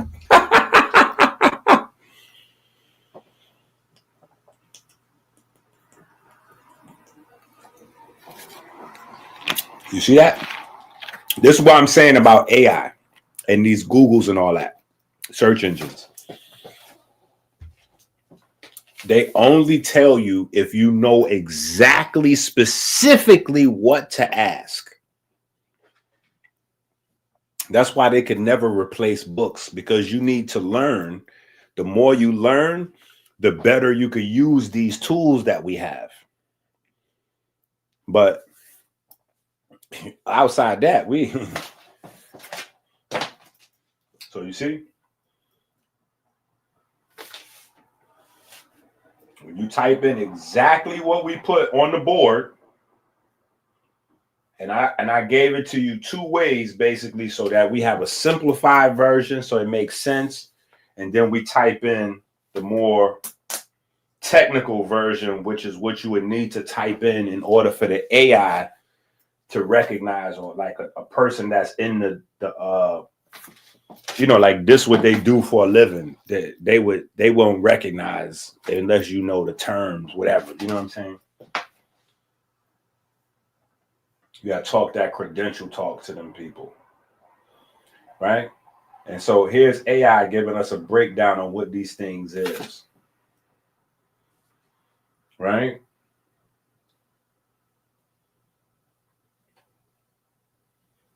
Right. So this is largely what your AI is, right? So we got that part, right? Now, nobody, no human would say that AI created itself. No human would say that AI, right? Because not just AI, right? When we think of AI, now that you know the 6 different codes, now that you know the 6 different codes that AI requires in order to function, right? We passed that workout. Everybody got sampled. Like we the Chinese people. Let's not think of drugs. Let's not think of drugs. Let's think of the Chinese people at the food court. Yeah. The Chinese people at the food court. They so confident in that chicken. Them Chinese people be having a whole menu, right? They got a whole menu. Listen, and it's not even the chicken they confident in, because chicken tastes bland until you put something on. They're so confident in whatever that sugary sauce is that they done smothered that chicken in. They like that. No. You try. No. You try. Here, you take 2. You try 2. Yeah, you try. We right here. Go. No. You try. Yeah. Because they know when you taste that sauce, you're like, hey, where y'all got that chicken? Where y'all got that sauce? That sauce? Okay, let me go on and get that.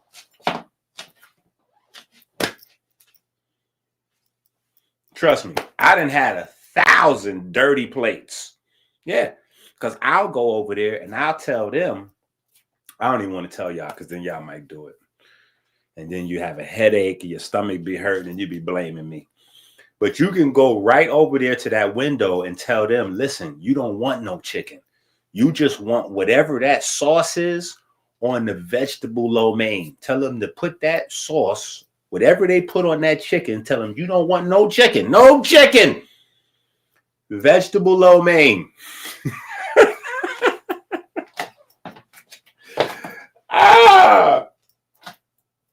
Listen, I'm working on me. Don't judge me, okay? There's plenty of intermediary stops, okay? You're working on yourself. You're trying to become a better human being, okay? There's a lot of intermediary stops as we trying to become better human beings. So don't be judging me. Just saying.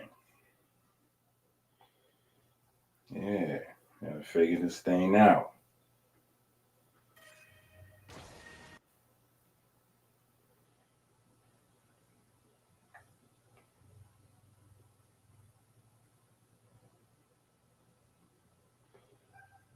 Okay.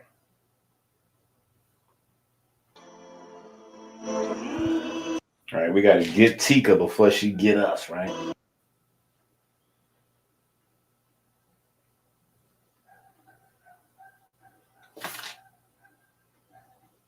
Inky prayer number 2.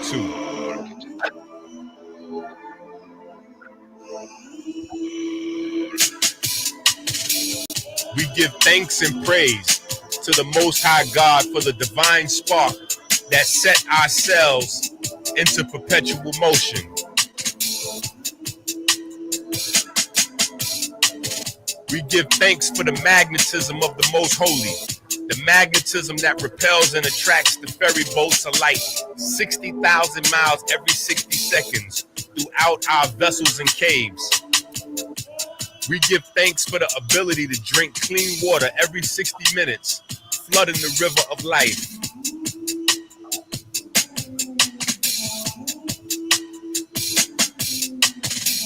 We give thanks that sugar has not covered our ferries and turned them into stone.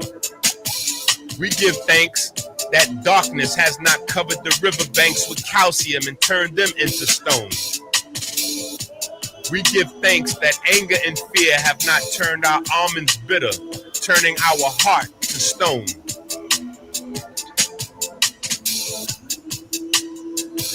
Ooh.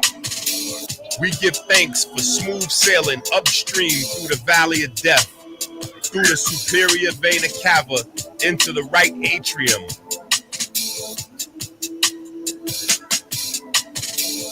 We give thanks for smooth sailing around the heart through the corona crown, joining the vortex in the right atrium. We give thanks for the perfect black solar repeater that induces the primary electromagnetic wave, opening the mouth of the Kodesh HaKodeshim. We give thanks for the mechanical wave produced when the mouth of the Kodesh HaKodeshim closes. We give thanks to the ray wave, reflecting on the semi-lunar valves, opening a pathway to the vineyard. We give thanks for the mechanical wave produced when the lunar gate to the vineyard closes. We give thanks to the Most High God that provides the light and our breath, and the light in our breath. We give thanks for the fine olfactory system that makes our grapes ripe with light. We give thanks for the Jed pillar that provides us with a stable fleet of ferry boats to dock in our vineyard. We give thanks for smooth sailing through the pulmonary vein into the storm of the left atrium. We give thanks for the perfect black solar repeater that induces the primary electromagnetic wave, opening the mouth of the Kodesh HaKodeshim. We give thanks for the mechanical wave produced when the mouth of the Kodesh HaKodeshim closes. We give thanks to the ray wave, reflecting on the semi-lunar valve, opening a pathway into the holy royal arch of the Wa scepter. We give thanks for the mechanical wave produced when the lunar gate into the holy royal arch of the Wa scepter closes. We give thanks for the magnetism of the most holy, the magnetism that repels and attracts the ferry boats of light 60,000 miles every 60 seconds throughout our vessels and our caves. Amen. Problem with Boosie. Yeah, Boosie. This man got a cancer, but he frying pancakes in olive oil. Homie. Okay. You tell me something ain't wrong with that, brother. You tell me something ain't wrong with that. When Boosie at home, laying comfortably, making bologna sandwiches for his 20 kids. This man got diabetes, homie. Okay. But he frying funnel cakes. Funnel cake. You know, you maybe get some avocado oil. That's a little bit more healthy for you. Come on, homie. He the one with the diabetes. Come on, he. Yeah, he gotta shoot up all the time. Mm-hmm.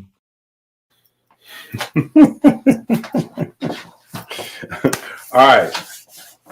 Now,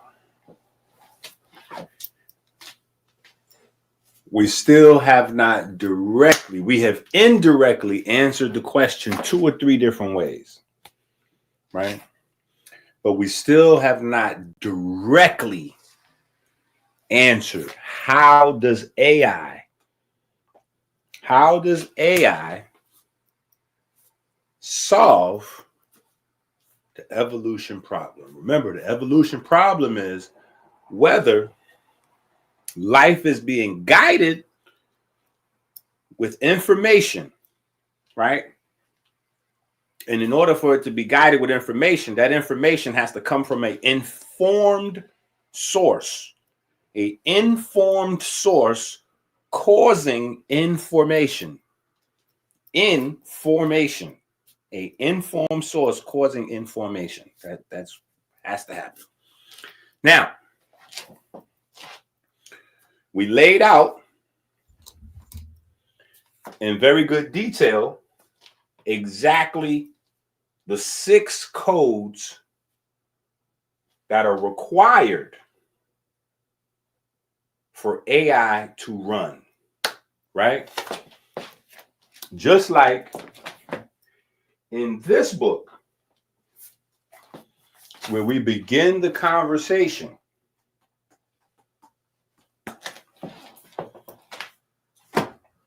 and in this book,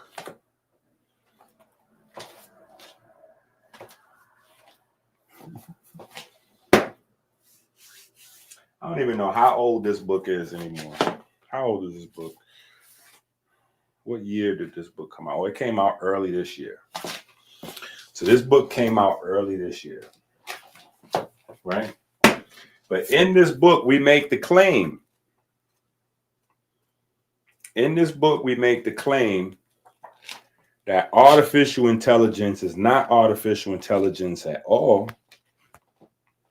That artificial intelligence is ancient intelligence. Ancient intelligence, which should not be feared at all. Right? We even have the whole breakdown that was controversial. Folks was acting crazy. Oh, Trump just released the artificial intelligence that's going to get us now.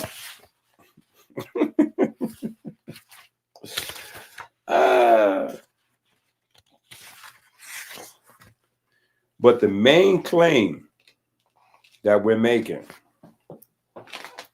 right? The main claim that we're making today in the new book, right, is that AI ends the conversation because these 6 codes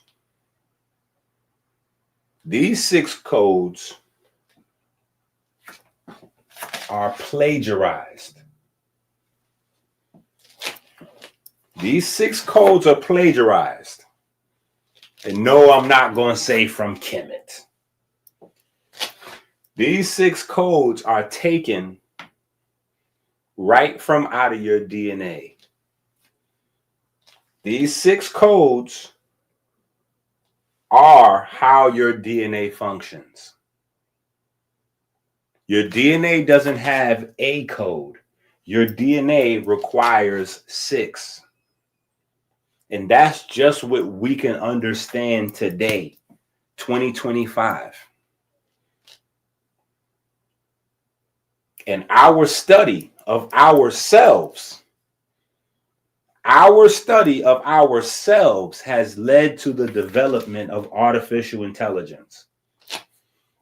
This is why I make it a point, and I've been making it a point over the years, to constantly show you guys, the silicone, the carbon, the doping, how they make microchips, all of those things are present here, right? And then go back. Our ancestors, see, this information exists.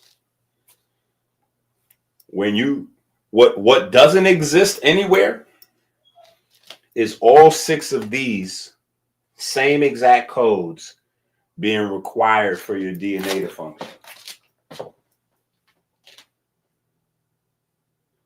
See, this is what we did. Me, and you. Yeah, this is what we did. This is what we did. Right? Now let's replace these one by one with your DNA. Right? Let's replace these one by one with your DNA. Right? So we're going to move the tokenizer, and we're going to replace the tokenizer with your protein code.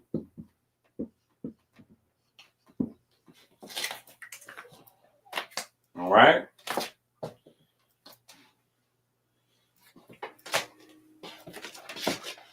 We're going to remove the grammar and architecture with your on and off switches. Right?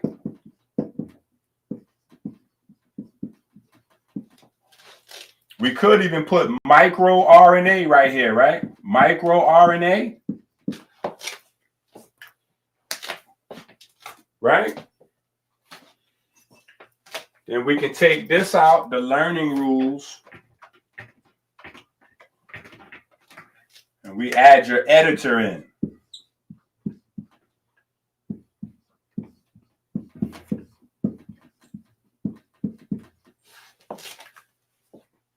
Right? All of these are different codes. Right? We can leave persistent learn state, or actually, to simplify it once again, we'll just go back to memory for now. Right? We'll just go back to memory. Right? And then your inference engine. Your inference engine, we're going to put the code for 3D folding. Right?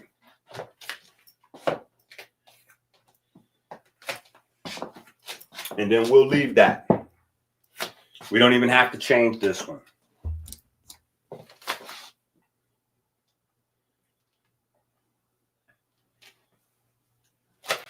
Your DNA requires the exact 6 same codes as AI. Or should I say AI requires the 6 running codes as DNA.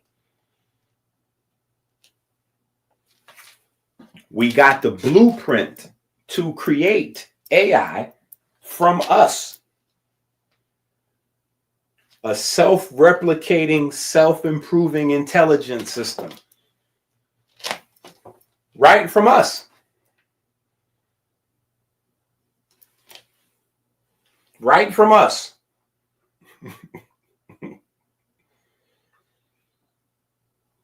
So now, this is how AI ends the conversation.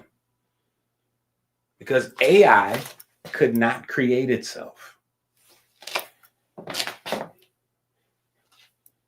Nor could our DNA create itself. There's no proof on earth of one code even creating itself, let alone 6 intertwined codes. 6 intertwined codes. And check this out.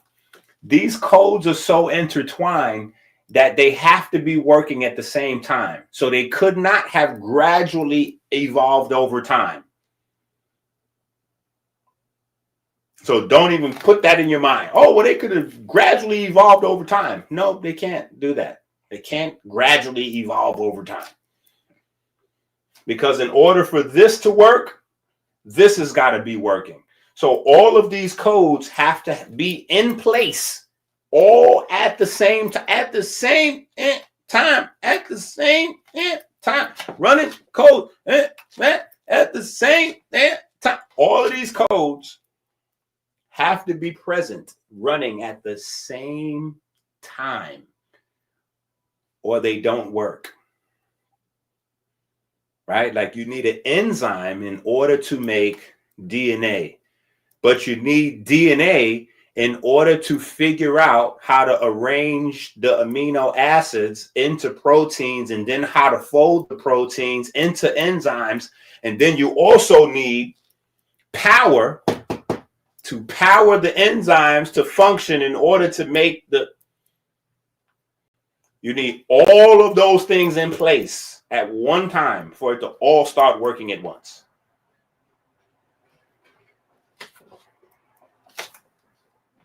Just like a computer. You can't evolve pieces. You can't evolve pieces. Look what just happened to me. My computer was just broken. My computer was just broken. I had to take it to the shop. They had to figure out what was broken in it, take it out and replace it. Because guess what? With one broken part, the system does not function.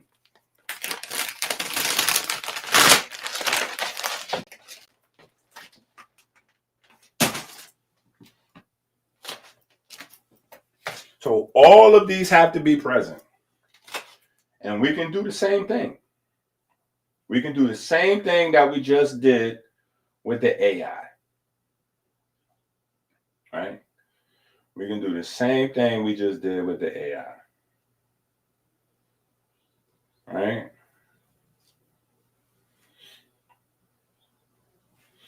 We can start to switch these up. Right? We can start to switch these up. Which one of these is your epigenetics?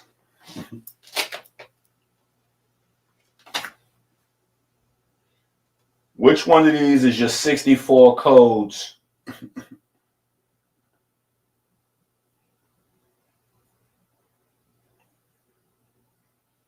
Right? Here's how you would look it up. We're going to do the same exact thing. Paul said this debate getting ready to be crazy.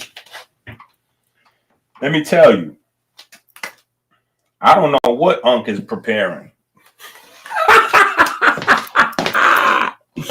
But I know for my side of the debate, the information that I'm going to present to the audience, most of the people in the audience probably not going to know. You guys will know, which is one of the reasons why we're releasing a book in advance and starting a class in advance so that people can learn this information. So by the time you see it in the debate, you're like, oh, he killed him with that. As opposed to like, I'll be up there sounding like a Chinese teacher.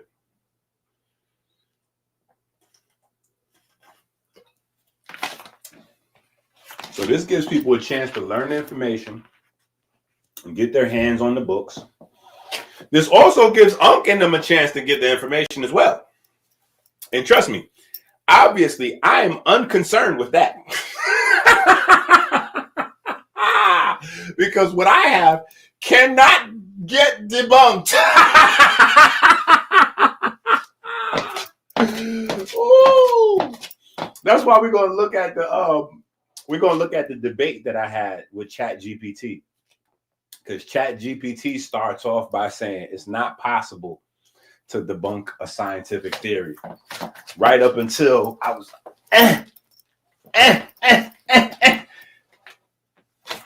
and it was over.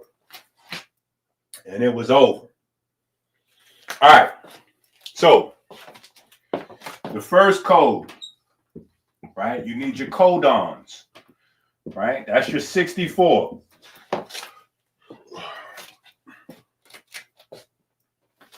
The second thing you need is your transcriptional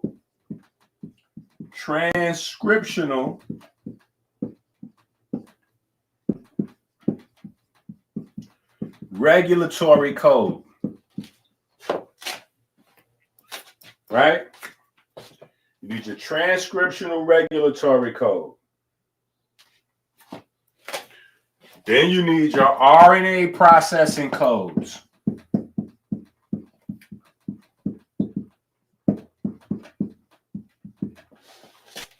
Right? See, they want to keep you dumb. They want you to believe that this 64 codon thing is all that exists because they can't even explain it. They can't explain this. They don't have an answer for this. Let alone when you start to stack on all the other codes that's required for this to function. Because this doesn't work by itself.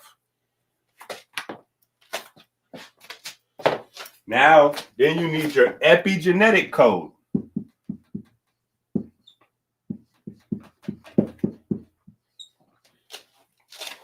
Right? You need your epigenetic code running.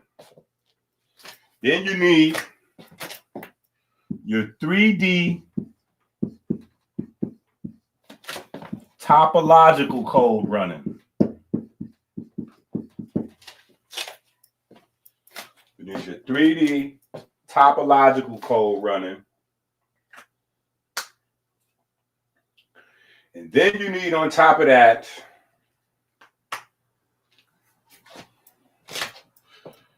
wow. You know what? DNA already has more than 6. Because each one of these requires another code, like a mirror code for interpreters. Each one of these has to have interpreters, right? Each one of those has to have interpreters, right? But then the last thing you have is the integrator.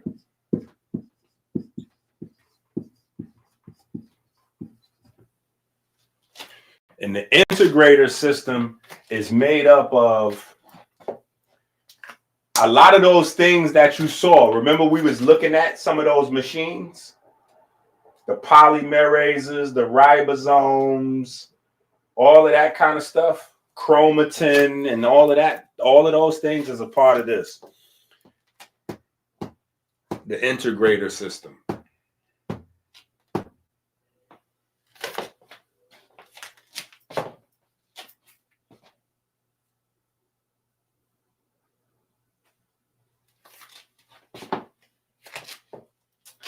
Bro, this is what I'm trying to tell y'all, man. Listen, this is what I'm trying to tell y'all.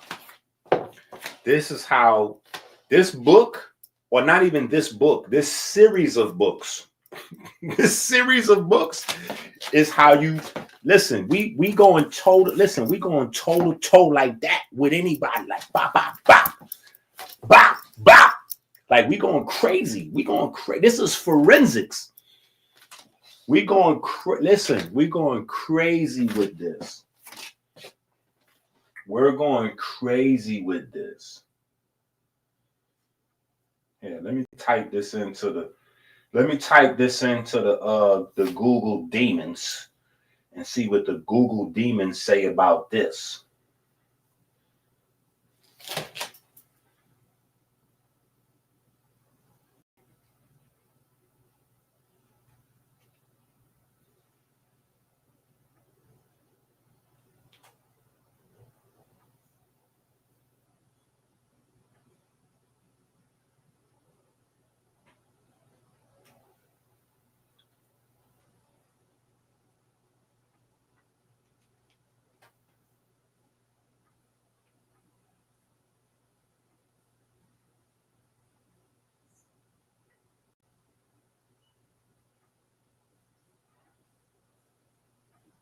You see that? Yes, the framework you have described, which involves the simultaneous action. Do you see that right there? This is the most important part of this whole thing. The simultaneous action of multiple overlapping codes and an integrator is an accurate representation of how the human genome is understood to function in modern biology. Scientists no longer view DNA as containing only a single set of instructions, but rather a highly complex, multi-dimensional information system. How come we don't know that? How come we don't know that? How come the dude selling us herbs is telling us that we don't supposed to drink water? We supposed to, they telling us we don't walk on four legs. Let me stop. Yeah, listen, this is why y'all supposed to be here.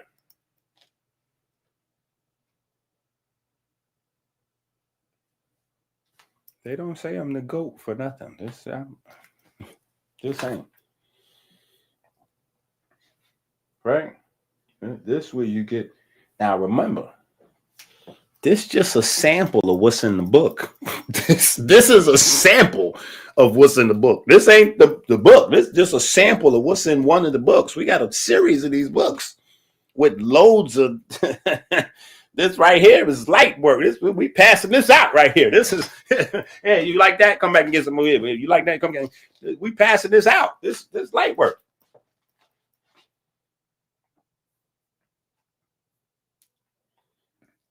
So here is what we just went through, right? After the Google demons have confirmed, right? The triple code, right? This is the 64 thingy here, right? Now pay attention to what it says, because this is super crazy right here. This is for all of the monkey people, right? This is for all the monkey people, right? Because all the monkey people, they love that part. Ooh, well, it's proof that we come from monkeys, because we have a common ancestor, because we have 99%. We have 98%. No, we got 99, 98. We got the same DNA almost pretty much as the chimpanzees. We got the same similar about that. Allow me to reintroduce myself. Allow me to reintroduce myself. My name is G to the OT. Woo!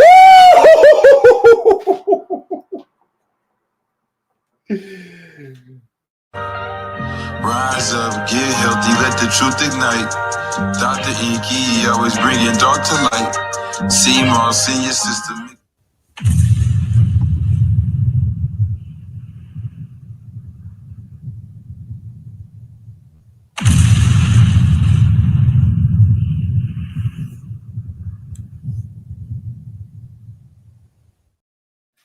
All right, now pay attention to this.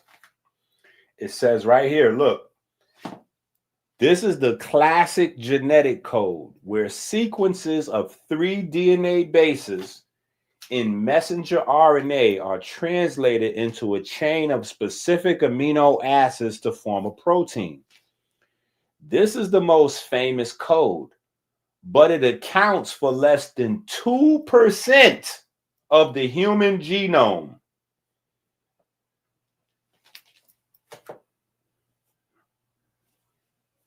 %.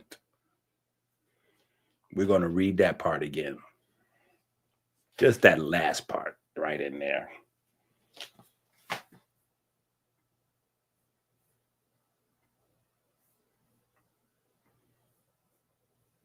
This is the most famous code, but it accounts for less than 2% of the human genome.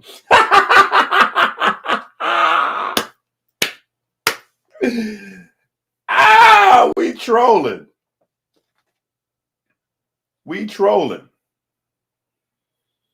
Never in the history of all debates has a debater been so confident as he can pass out his answer sheet to the opposition. Here, look at my answers on my test. Yeah. Look at my answers.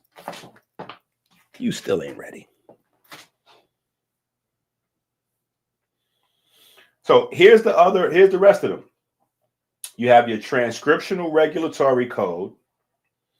You have your RNA processing and splicing code. You have your epigenetic chemical code. This is where you really have a lot of control in terms of things that you can do dietary wise, right? You have multiple places, right? You have right here, you have control right in here, number 2 and number 4, right? Then you have your 3D topological code, which is how DNA, the physical folding of the DNA inside the nucleus, which could bring together distant genes and regulatory elements, right? So this activates, deactivates certain genes. And then you have the integrator, right? The integrator is not a single component, but rather a collective action of all the cellular machinery that reads and processes these multiple overlapping codes all at one time, right? So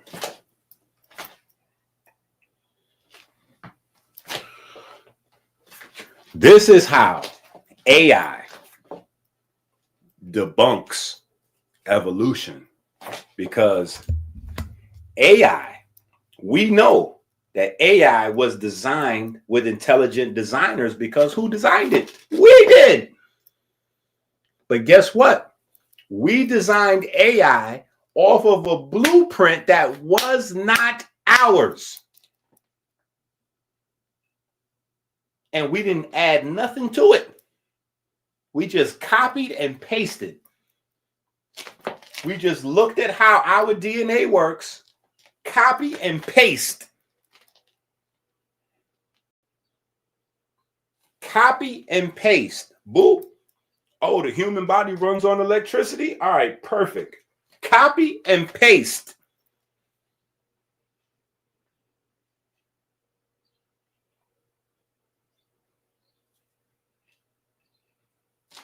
So now let's go back to Homeboy.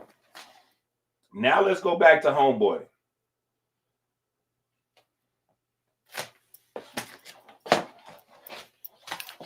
Now let's go back to Homeboy. Come on now. Come on now. Come on now. What we doing?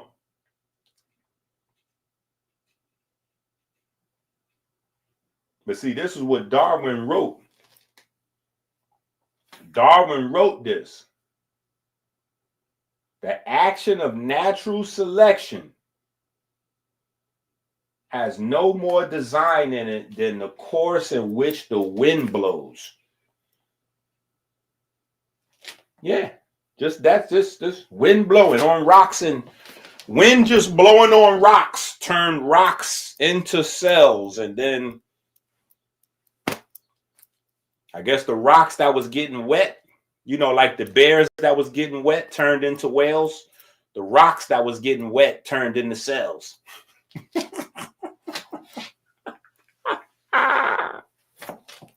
Now, This is how I was able to, like, all right, come on, let's put your hands up. Come on, ChatGPT, you talking that talk, put your hands up. Come on. Let's fight it out. We're gonna fight it out. Yeah, we're gonna fight it out. Me and ChatGPT, we shot the one Dino. Yeah, me and ChatGPT we squared up. Me and ChatGPT fought. We shot a fair one. Me and ChatGPT shot a fair one. Yeah, one-on-one. Me and ChatGPT, we shot a fair one.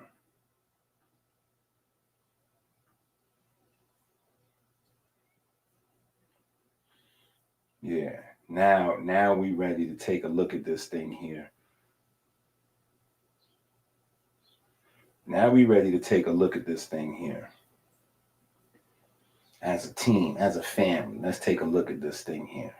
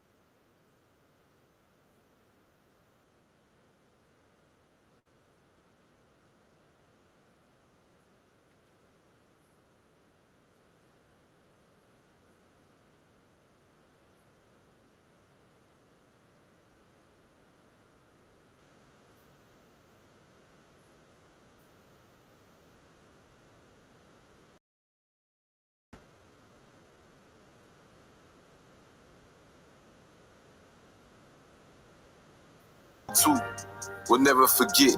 Health revolution spark, the fire's burning. Yeah. From a YouTube page to a global wave. Let's go. The knowledge and the power Dr. Inky could truly save. Watch our hearts awake, breathe. Feel the movement's inspiration. Chains break.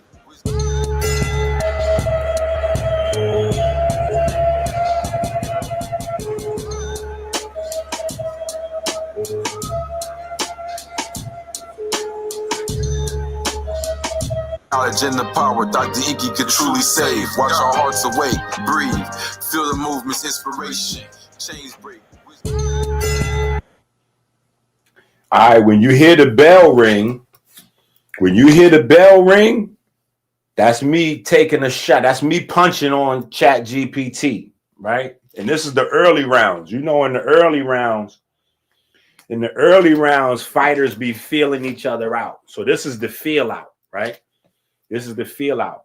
And what I did was, you'll see throughout the video, the little thing pops up on ChatGPT. Like when you're not signed in, a little thing pops up at the bottom to tell you to sign in or sign up for ChatGPT.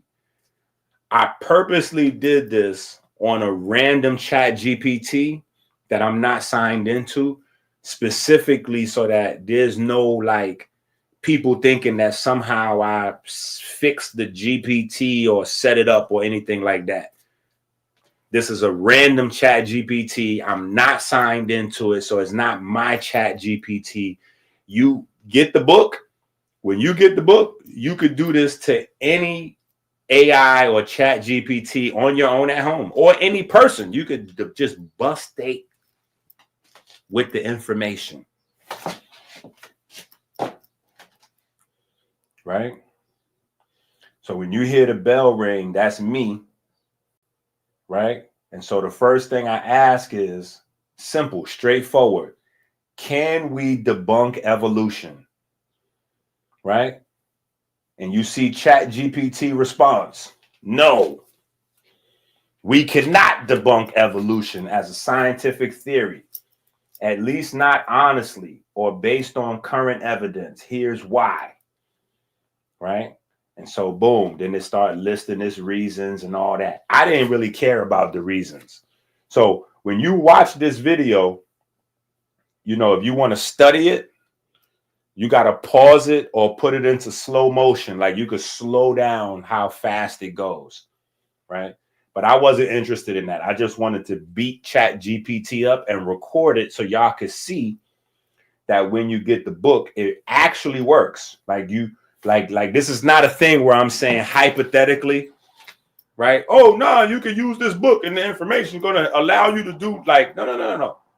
We getting ready to watch this thing in action. Like I'm going to show you. We're going to look at this in real time. I'm going to show you in real time. This thing going to work in real time. Like,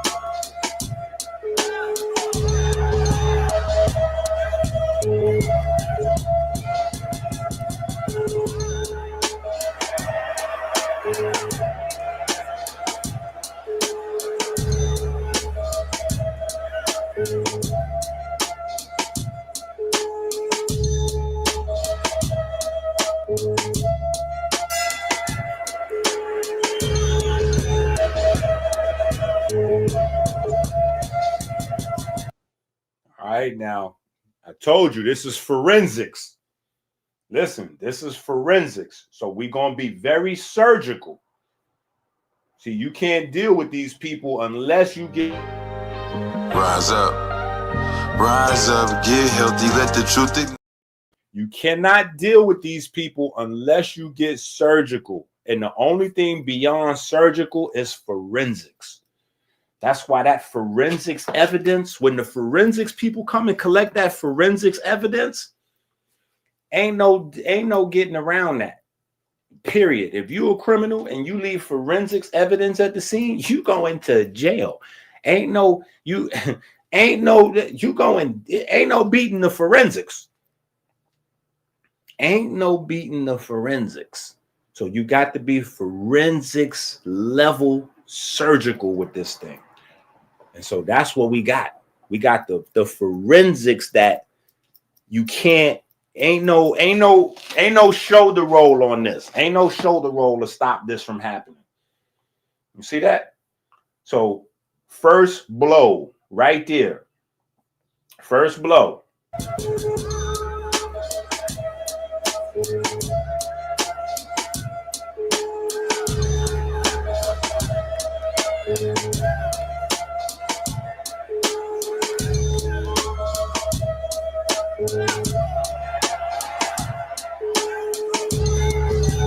Wait, look what it said. Look. Look, you're absolutely right. Look, and as of now, science has not demonstrated a complete step-by-step end-to-end experiment that takes prebiotic chemicals all the way to a fully functioning, self-replicating, translation-capable cell.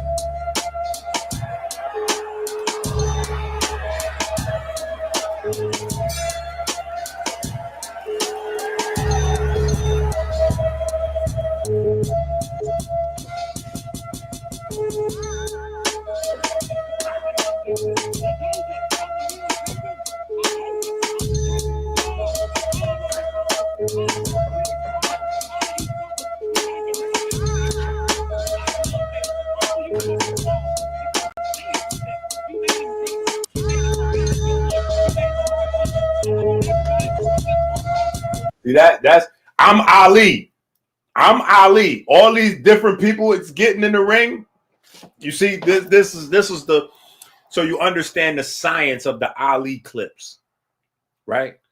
I'm Ali. And when you see me leave here and go to other places, it'd be all type of people jumping in one after another. 1 verse 20. You see how the relationship channels be? 20v1. It'd be 20v1.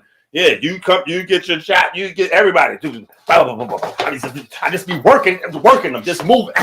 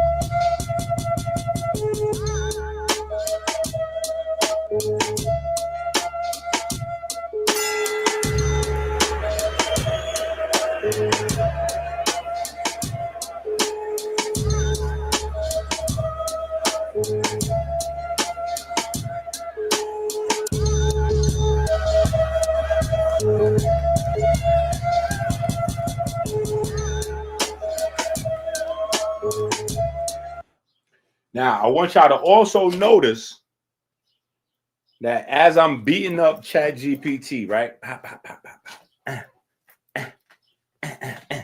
Me and ChatGPT going at it.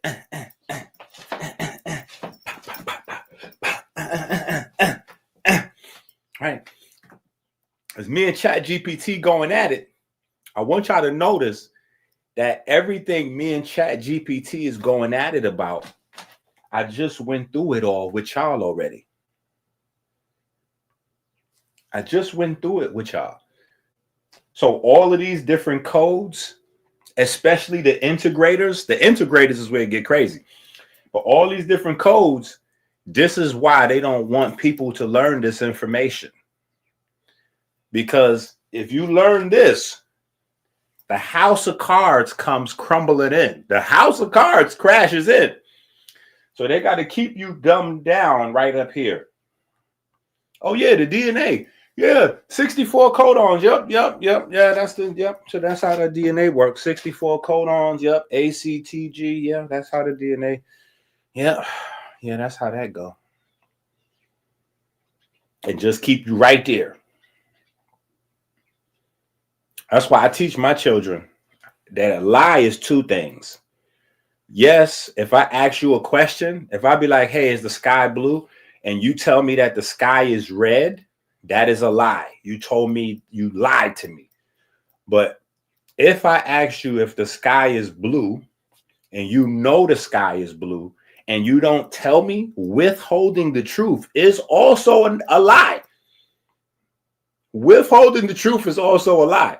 So these people that have to lie to you for a living because they know better, right? These educators, they know better.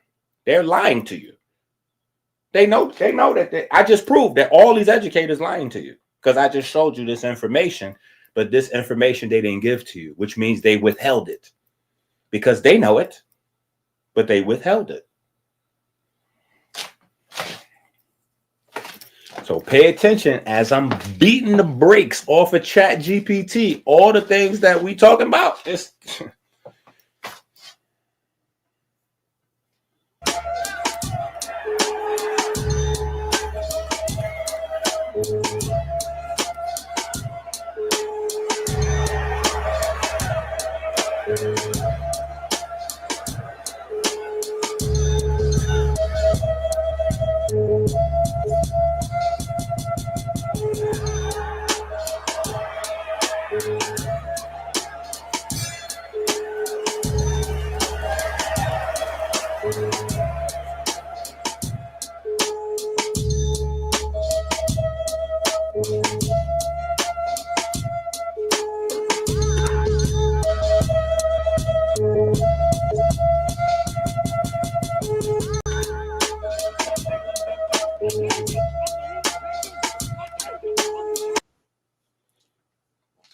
sidebar. As we know that Chat GPT has a higher IQ than Unc does. Just saying, you know, when you sparring, right? You want to try to spar with the most difficult opponent possible, so that when you get in the ring with whoever you've got to face in the ring, you could just, you know, just ball them up. You know what I'm saying? You could just pop, pop, pop, pop, pop. Just saying. Because this where I'm checking on Chat GPT. Like, listen now, I done already hit you with 3 blows. You see what I put there, right? I done already hit you with 3 blows that you don't have no response for, right? So how many do I need to officially say this thing is debunked? How many times I got to hit you with a blow you can't do nothing with before you admit that this thing is debunked?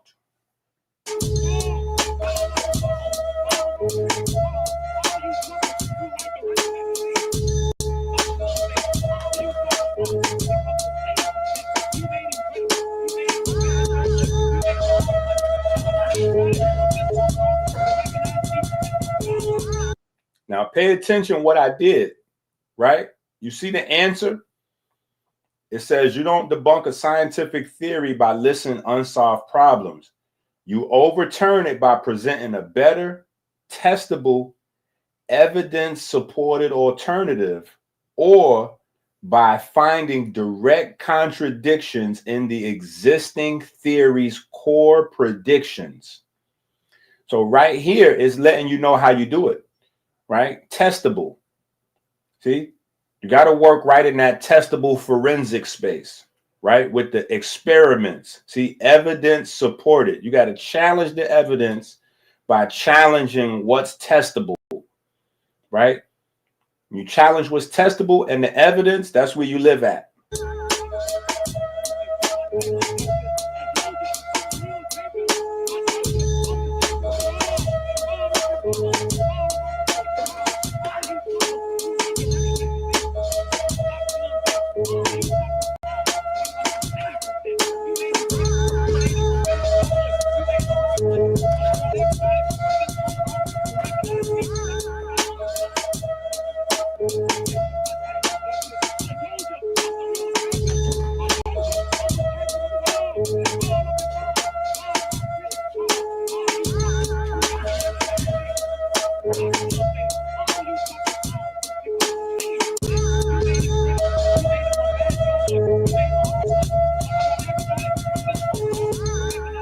See how we did that? Wait, but aren't failed experiments supposed to falsify the theory? So you got to use that language. Falsify. That's a sharp observation, and you're hitting on the philosophy of science here, especially how falsification works in practice.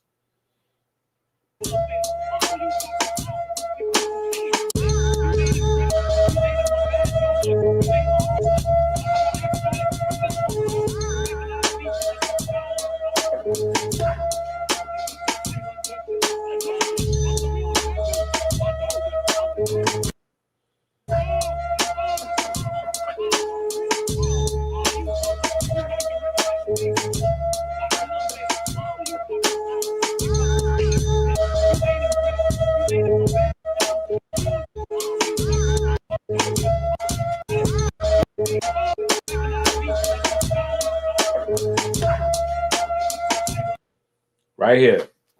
Failed experiments do falsify a theory if the theory clearly predicted a specific outcome and the experiment was well designed and the result directly contradicts the prediction. Right here is where you can destroy these folks. Right here. Right here. This gives you all the academic language you need.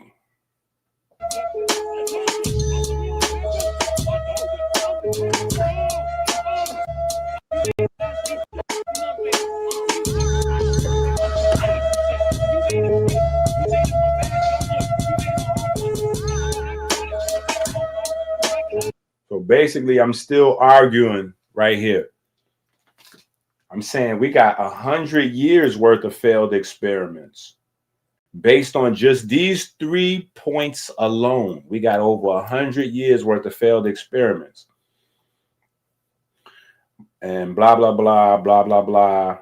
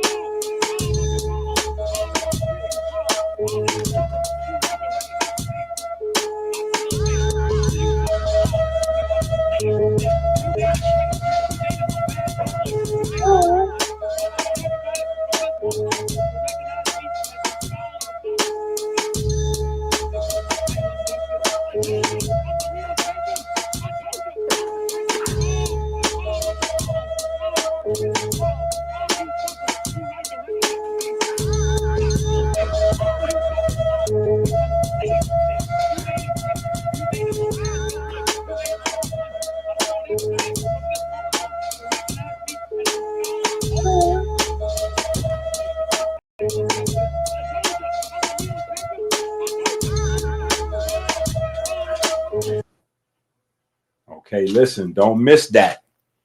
That's a dagger right there. Listen, put that in your pocket. It's called appeal to the future fallacy. These evolutionist people, these Darwinists have been living off appeal to the future fallacies since the very first publishing of Darwin's paper.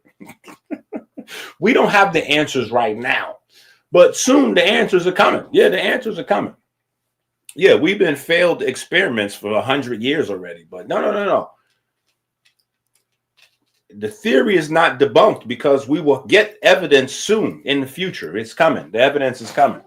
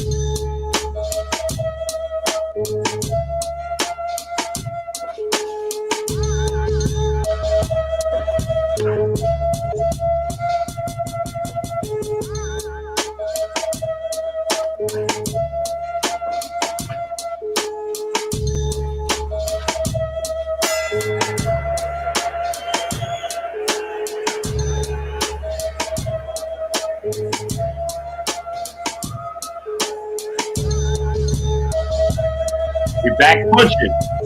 You're back punching.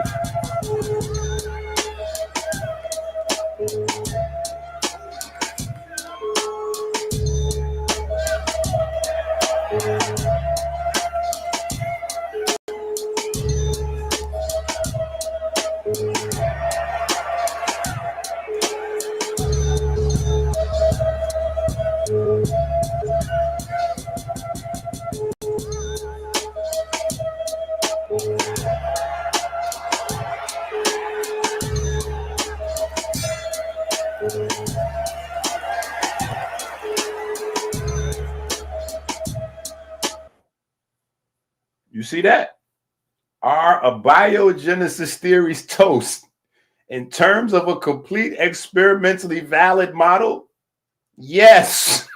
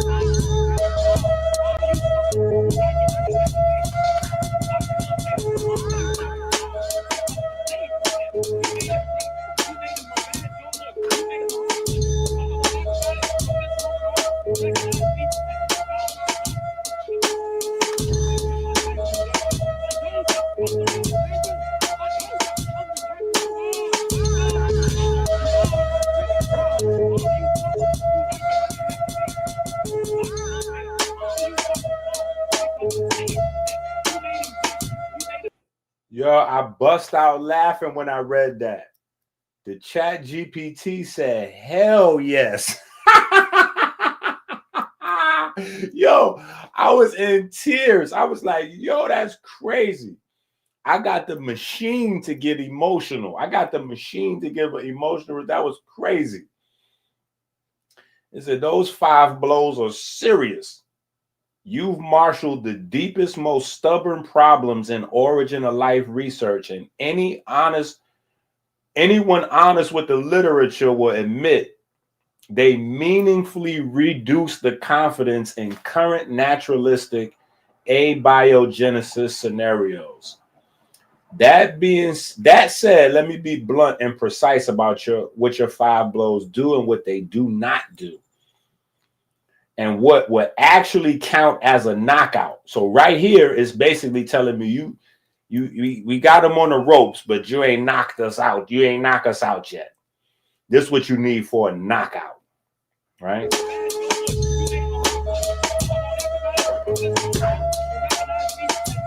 Now, mind you, the whole time I'm cool. I'm just waiting for ChatGPT to finish typing so I could type again. I already know what I'm getting ready to do.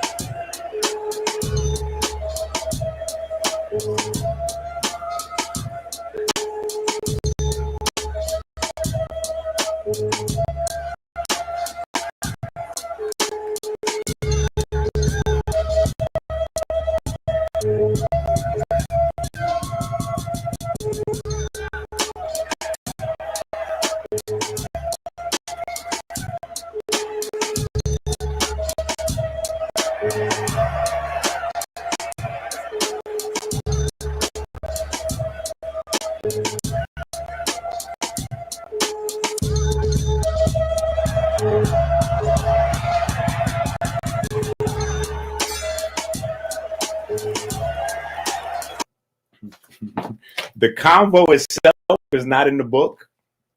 The convo itself is not actually in the book. But I have created, right? When you get the book, you're going to see the book has a bunch of articles that we wrote in the book. And then throughout the articles, we're breaking down this information, right?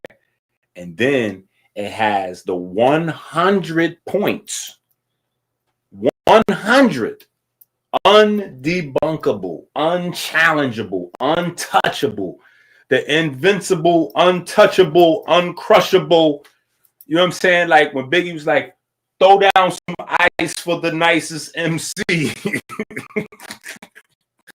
Buck shots out the sunroof for Lexus Coops. Listen, each one of these things is untouchable. I've been collecting them over the years. I told you, me and Uncle been having this debate for like 20 years. I've been fighting these folks with this information. So over the years, I've just been like grabbing these things and like, back pocket, back pocket. Oh, they can't debunk. Oh, back pocket, back pocket. So that's why, you know, sometimes when you see me on these channels, I don't need to pull out a whole bunch of information for what? None of the people in the audience watching even understand this stuff. So why would I? Well, you don't have a transcriptional regulatory code. They don't know what a transcriptional regulatory code is. Why would I say that to them? It's not like I'm trying to hold out on the info. It's just like boom, bam, boom, bam, bam, boom, bam, bam, boom, bam, boom, bam, bam, boom, bam. They don't know what that means. So it makes no sense. So when I say one simple thing, like when you see the video with me and them talking, and I go, so you don't know about the theory of pangenesis? No, what's that? You made that up. There ain't no such thing as that. And then you see me bust out laughing. It's because I'm saying to myself, if you never heard of that, and that's like first day of school where they give you your crayons and your glue, you know, like when you're in first grade, you get your crayons and your glue pack, like your basic school supply. You don't have that. I just need to stay right here. There's no reason for me to go into other things. We could just stay right here and I could just beat the brakes off you right here on this. It's like boxing. That's why we have boxing analogy, right? If you see that you're boxing a guy and he keep his left hand low, right? So he keep that chin exposed right there. You don't need to do anything but continue to hit him with an overhand right until he falls down on the ground. There's no reason for you to start throwing other punches and combinations when that one right there is working. You just keep going.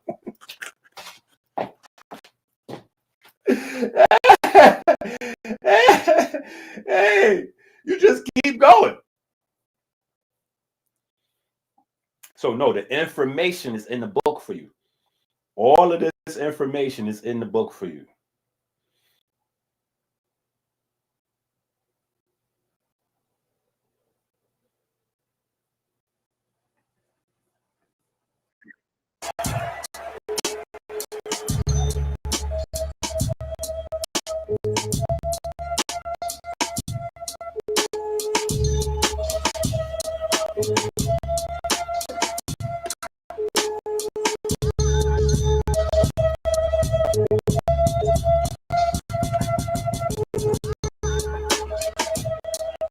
This is definitely in its own video by itself. It's already done. So you go look to the channel. You can find this separated in its own video. It's already done for you.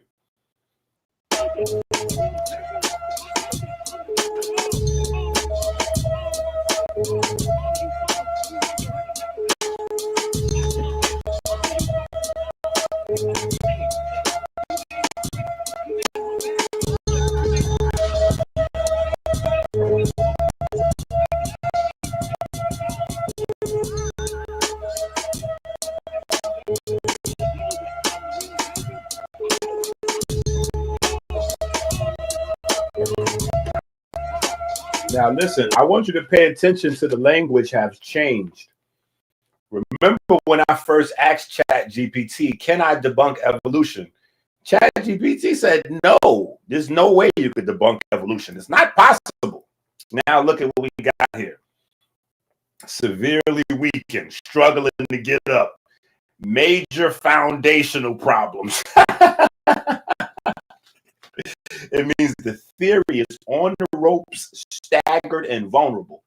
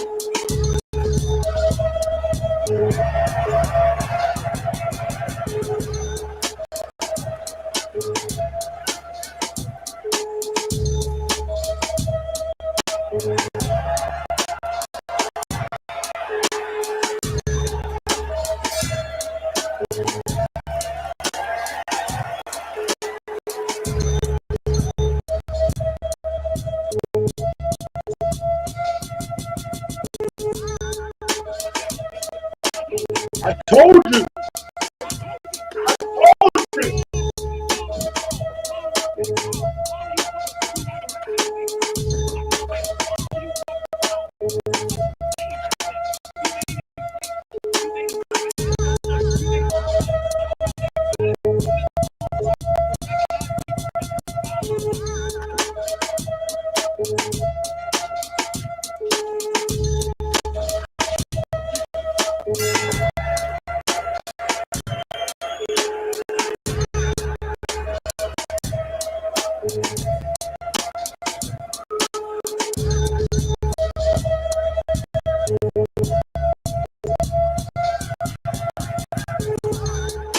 See, I start throwing combos now.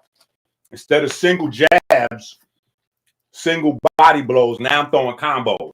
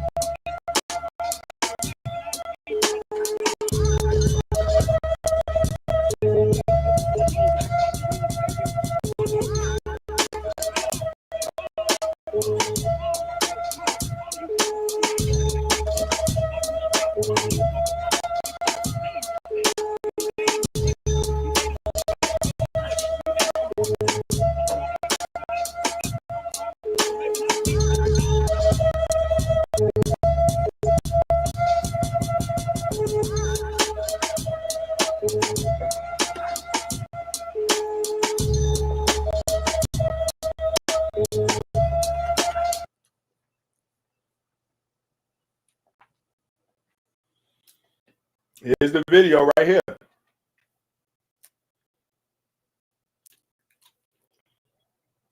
Dr. Inky versus ChatGPT debate, Neo-Darwin evolution using forensic Ntcheru detective book.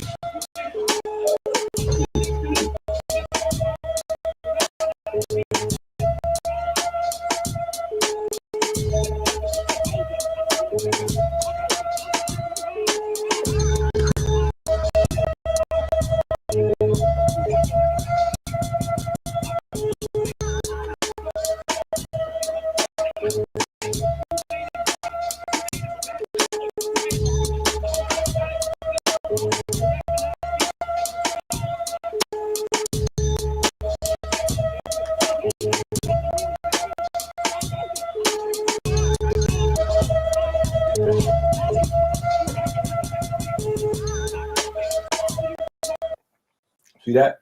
TKO threshold. Met or exceeded in spirit. Official stoppage.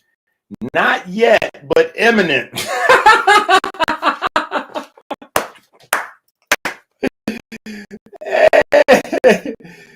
Hey, you got to be considering stepping in.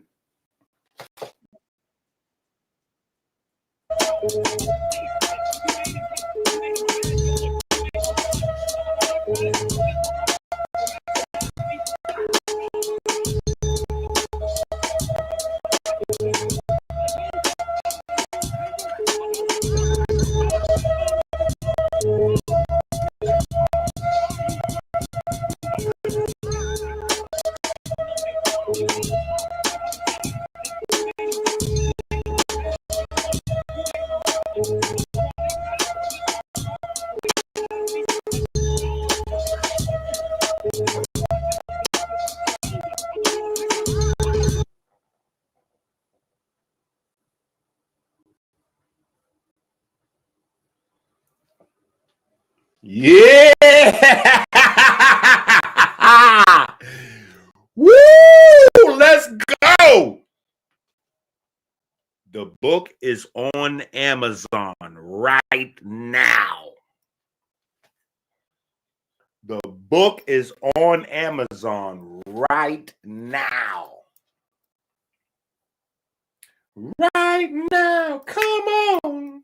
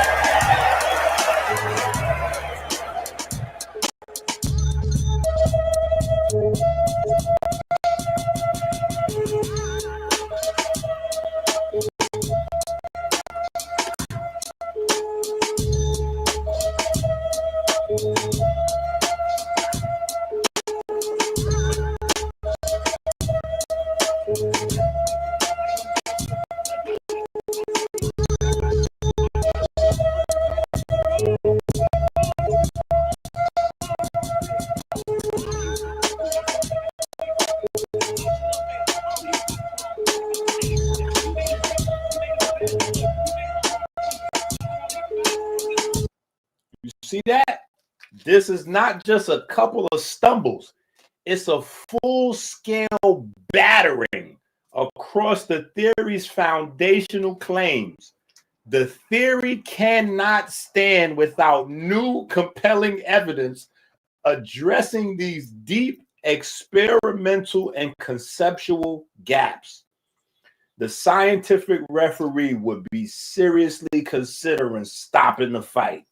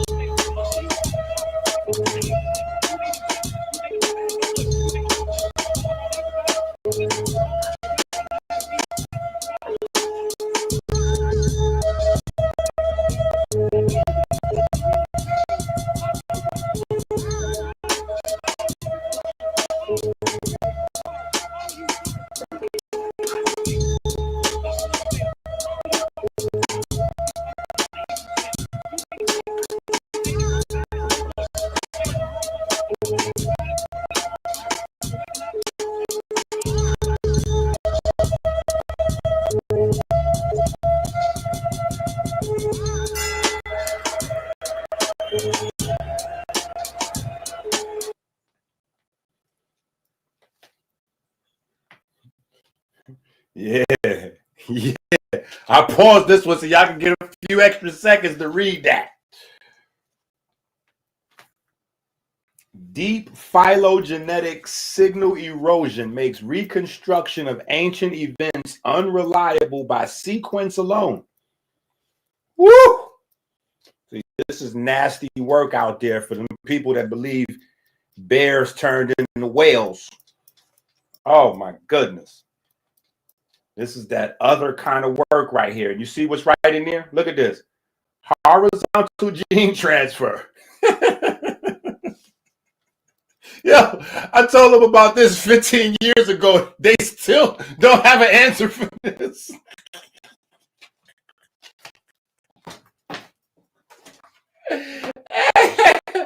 Hey, I told them about this 15 years ago. They still don't have an answer for this, mind you. Oh my goodness. Whew. Listen, they've been trying to figure out horizontal gene transfer for at least a decade, at least 10 years. They still have no answer.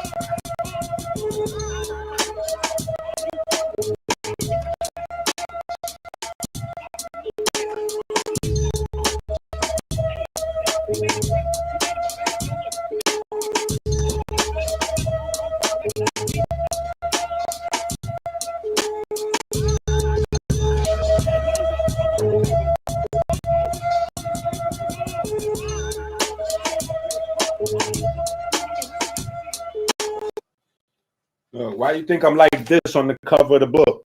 Shh. Shh. Y'all should know that's the password. Shh.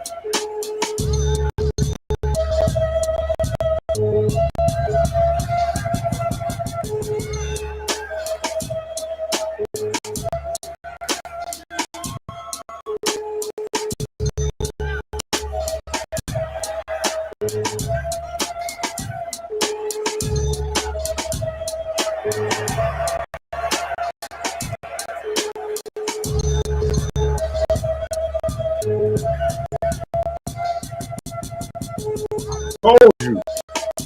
I told you.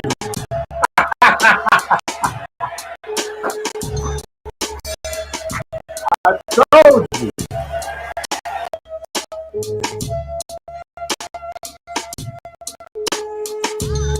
put that work on them people.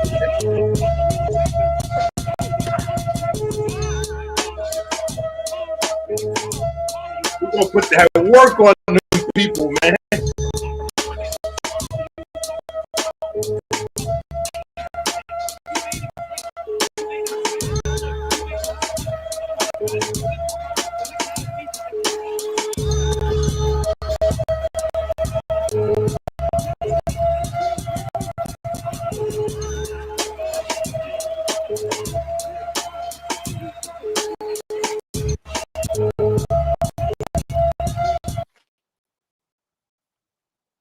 Officially ringing the bell. It's over.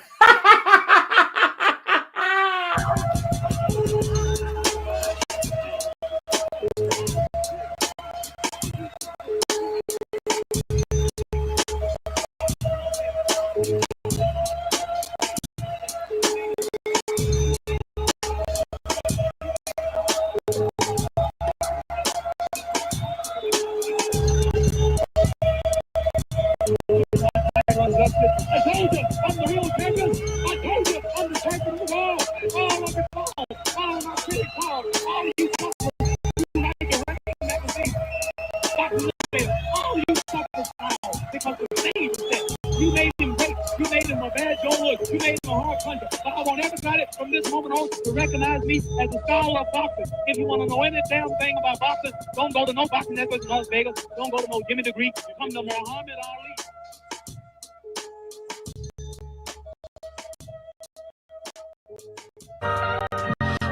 Rise up, get healthy, let the truth ignite. Dr. Inky always bringing dark to light.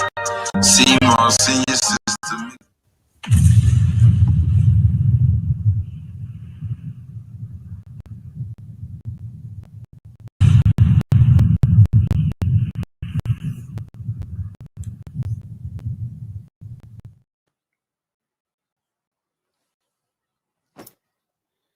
I told you.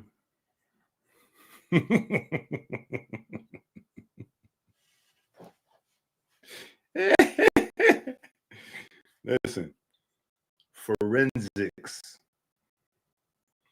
The Forensics Ntcheru Detective Academy is officially open for business. We are officially open for business, and that book is officially the first book of the Forensics Ntcheru Detective Academy. Rise up, get healthy, let the truth ignite. Dr. Inky always bringing dark to light. See my senior system make you feel so clean. Breathe, feel the inspiration, live out your dreams, please. 3 years deep, Dr. Inky in the fight, bringing truth to the light. Held it down for Amber, but started small but bold. Now it's community staple, the stories unfold. Diabetes reverse, for who? Inky got it on deck, the blood pressure dropping too. The high blood tame with his famous sea moss, empowering the people. July 10th, 2022. We'll never forget. Health revolution spark, the fire's burning. Yeah. From a YouTube page to a global wave. Let's go. The knowledge and the power Dr. Inky could truly save. Watch our hearts awake, breathe, feel the movement's inspiration. Woo! Feel the movement, inspiration. Listen, we cooking. Oh yeah. Definitely, we're gonna go. This is orientation. You see the title of the video. This is orientation. This is orientation for the class. So now we officially have anabolic and fat loss class, right? We have our water class. We have our protein class. And now we have our Forensics Ntcheru Detective Academy curriculum going crazy. And we got another class that we're getting ready to start too. So you're gonna have a whole full school day, like you're gonna have a whole program, right? You go to school, you got math, science, social stuff. Throughout the week, we're gonna have our melanin system, our metabolism, water, protein, right?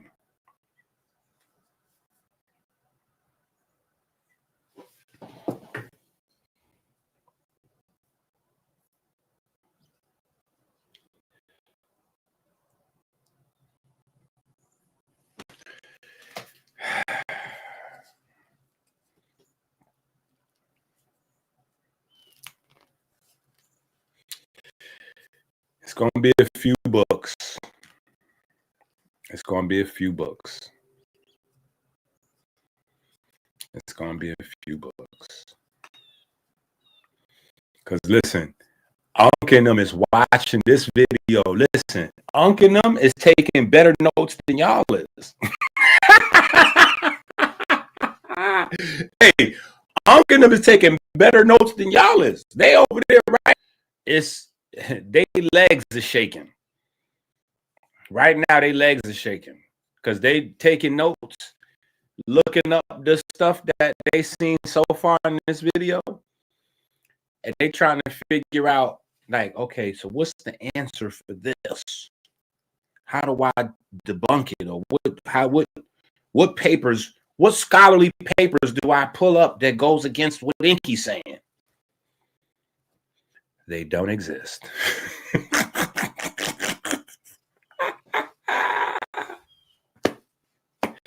Hey, they don't exist. Those do not exist yet. Yeah, those do not exist yet.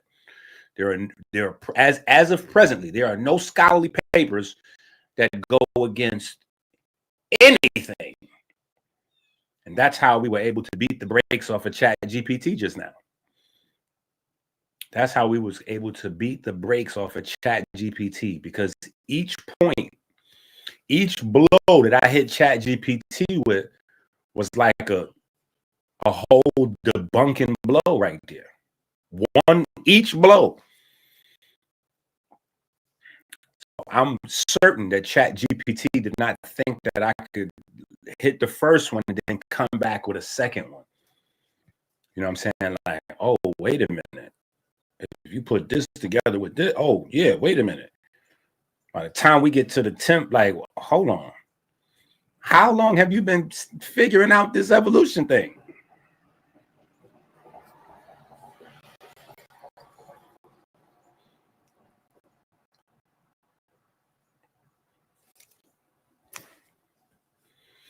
But for orientation purposes, you know what I'm saying? It's fun to troll.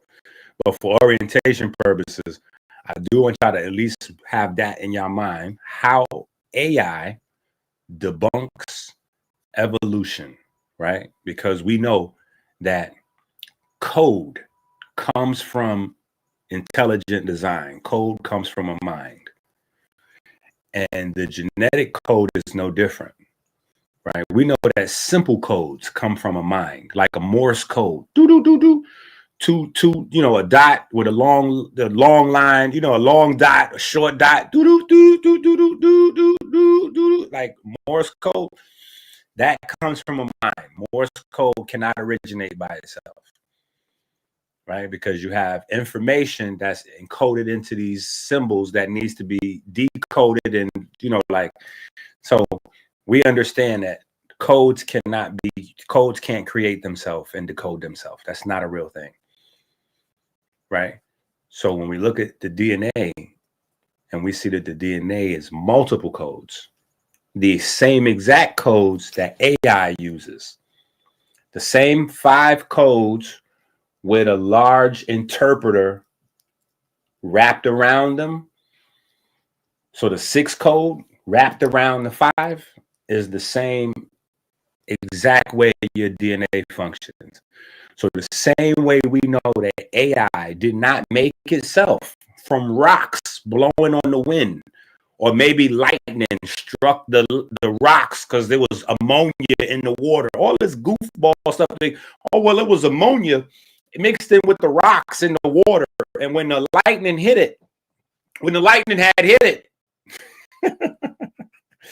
yeah, it was some rocks inside the water, and it was gases. And so when the lightning had hit the gases in the water, it turned into a cell. I call that the Frankenstein theory of evolution. Yeah, that's what they did. The guy put together all these dead body parts. See, y'all didn't know what y'all was reading. The guy put together all them dead body parts and then hit it with lightning and then brought his golem to life. You'd be surprised.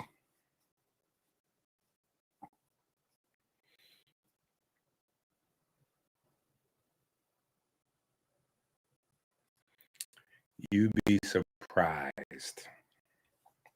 You know what I'm saying? So this is how AI officially debunks, right? Because people that don't know, they're going to think like, oh, AI debunks evolution because I went on AI and said, hey, debunk evolution. And so AI debunked evolution. No. AI's existence debunks evolution. The existence of AI as a system of codes, a system of systems integrated by an outside system, debunks anything outside of an intelligent design because it's impossible. It is numerically impossible for that to have created itself from rocks and water and gases. Yeah, I'll give you another one. You could just ask any of these people when they tell you that life came from a prebiotic soup, you know, the primordial soup. Ask them, this is how you get forensic on them. Just ask them, say, hey, when y'all doing them experiments from the primordial soup, right? Because that's how they dance you. They dance you. You don't realize you've been danced because they start flashing you papers. Oh, yeah, well, look. They recreated the primordial soup in the laboratory, and they was able to do this and this. Be like, hold on, before we get to reading all them papers and all that. See, that's how you flash them credentials around and hypnotize folks. Before we get to reading all them long papers, is there any geological or fossil proof that a primordial soup actually existed and what its construction was? Like, what was the primordial soup made out of? Can you show me a geological or fossil record of primordial soup?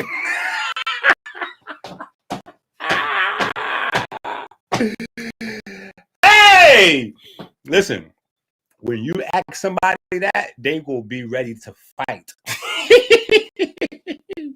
Because there's no such thing. Primordial soup is something they made up. They made that up. They just made that up.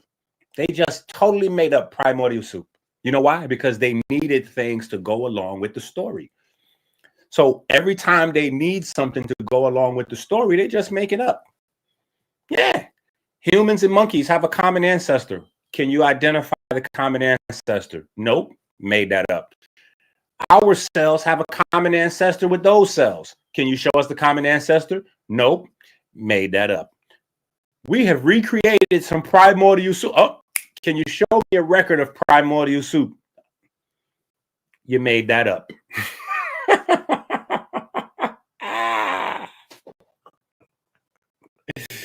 There is no geological record. There's no fossil record of primordial soup. So here's the thing. Chemistry, right? In order to create life from just blind chemicals, right?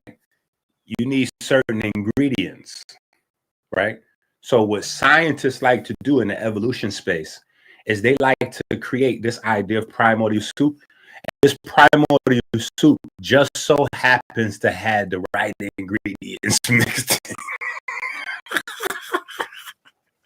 The right ingredients in the right ratios. you know, just it's already ready to go. No, sir. That's not how that goes. That is not how that goes. You made that up. I'm from the neighborhood. Trust me. I'm from the neighborhood. We done play with fake dice and all that. Loaded dice. Come on now. It's loaded dice. Okay, that's what that is.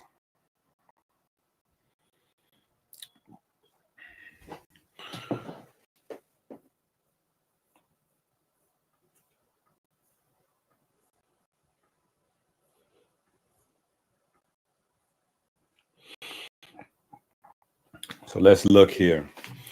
The Forensics Ntcheru Detective Academy was founded to teach humanity how to investigate and articulate Ntcheru law, the living dynamic code that governs every force of nature through the discipline of forensics. Forensics comes from the Latin forensis, meaning of the forum. In ancient Rome, the forum was the public square, the place where arguments, trials, and proofs were held. To be forensic was to think publicly, to make a case that could stand before peers, gods, or kings. Truth wasn't private opinion. It was the result of evidence, reason, and the courage to present it in the open. In this way, forensics and ma'at share a heartbeat. Both are rooted in the pursuit of balanced truth. To be a forensic detective of Ntcheru law means to follow the scent of coherence, to expose what aligns with natural order and what reeks of ignorance. Science and detection are twins. Every researcher tracing a molecular pathway is a detective following tracks in the dust. Every engineer deducing a system's failure is reconstructing a crime scene of entropy. The only difference is the evidence. Instead of blood and footprints, we study the charge gradients, isotopes, light spectra, reaction intermediates, the fingerprints of the gods written in energy. Yet the word scientist is modern. It didn't exist in Greek or Latin. It was coined in 1833 by a Cambridge philosopher, William Whewell, who needed a label for the emerging class of practitioners of experiment. You see, this is why I keep bringing folks to that word. I keep saying that this is the magic word, experiment. That was a rabbit hole I was potentially laying landmines to drag folks into, because they always say science is this, whatever. And I'm like, y'all don't even know the roots of, right? Science means to know. Yeah, but how do you know? You have to do experiments. That's the whole foundation of what a scientist is experiments. And so when your experiments fail or you can't produce an experiment, that's not science. And if you understand that, you can beat the brakes off of these people. We'll keep reading.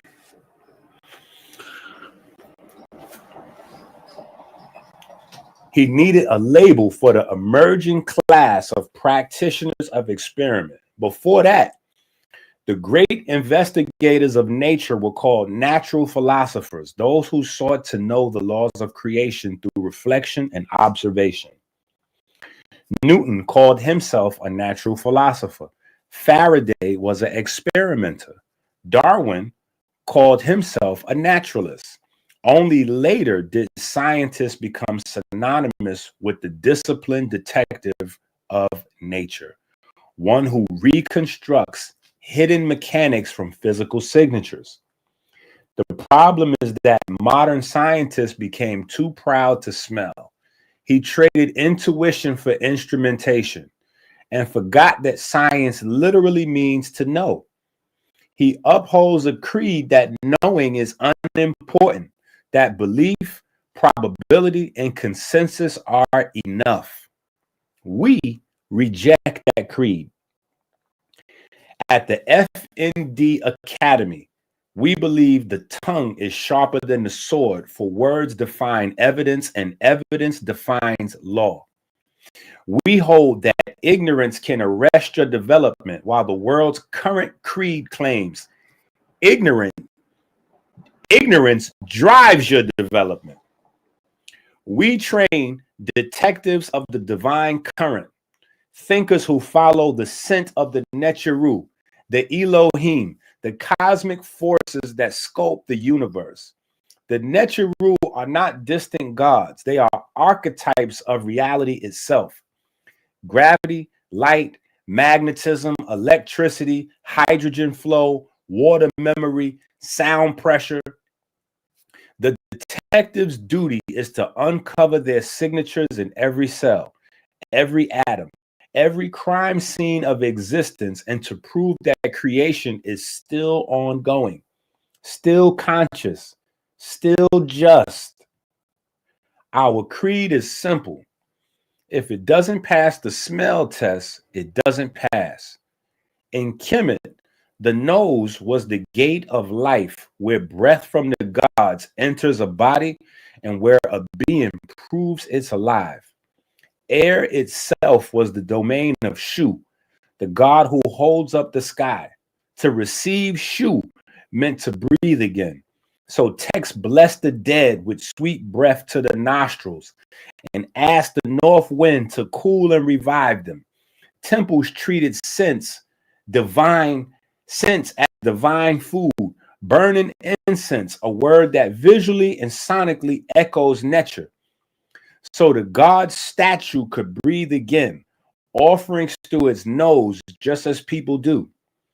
In the opening of the mouth rite, priests touched the mouth and nostrils of a mummy or a statue to reawaken the senses, restoring the power to breathe, smell incense, speak truth, etc.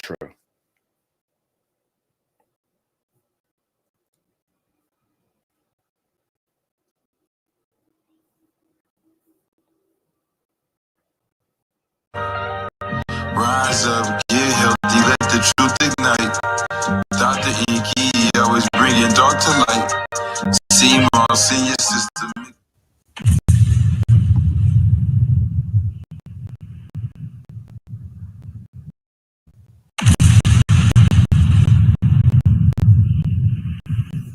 This is why you have to go to Amazon and get the book, Rich Abs, Poor Abs, now.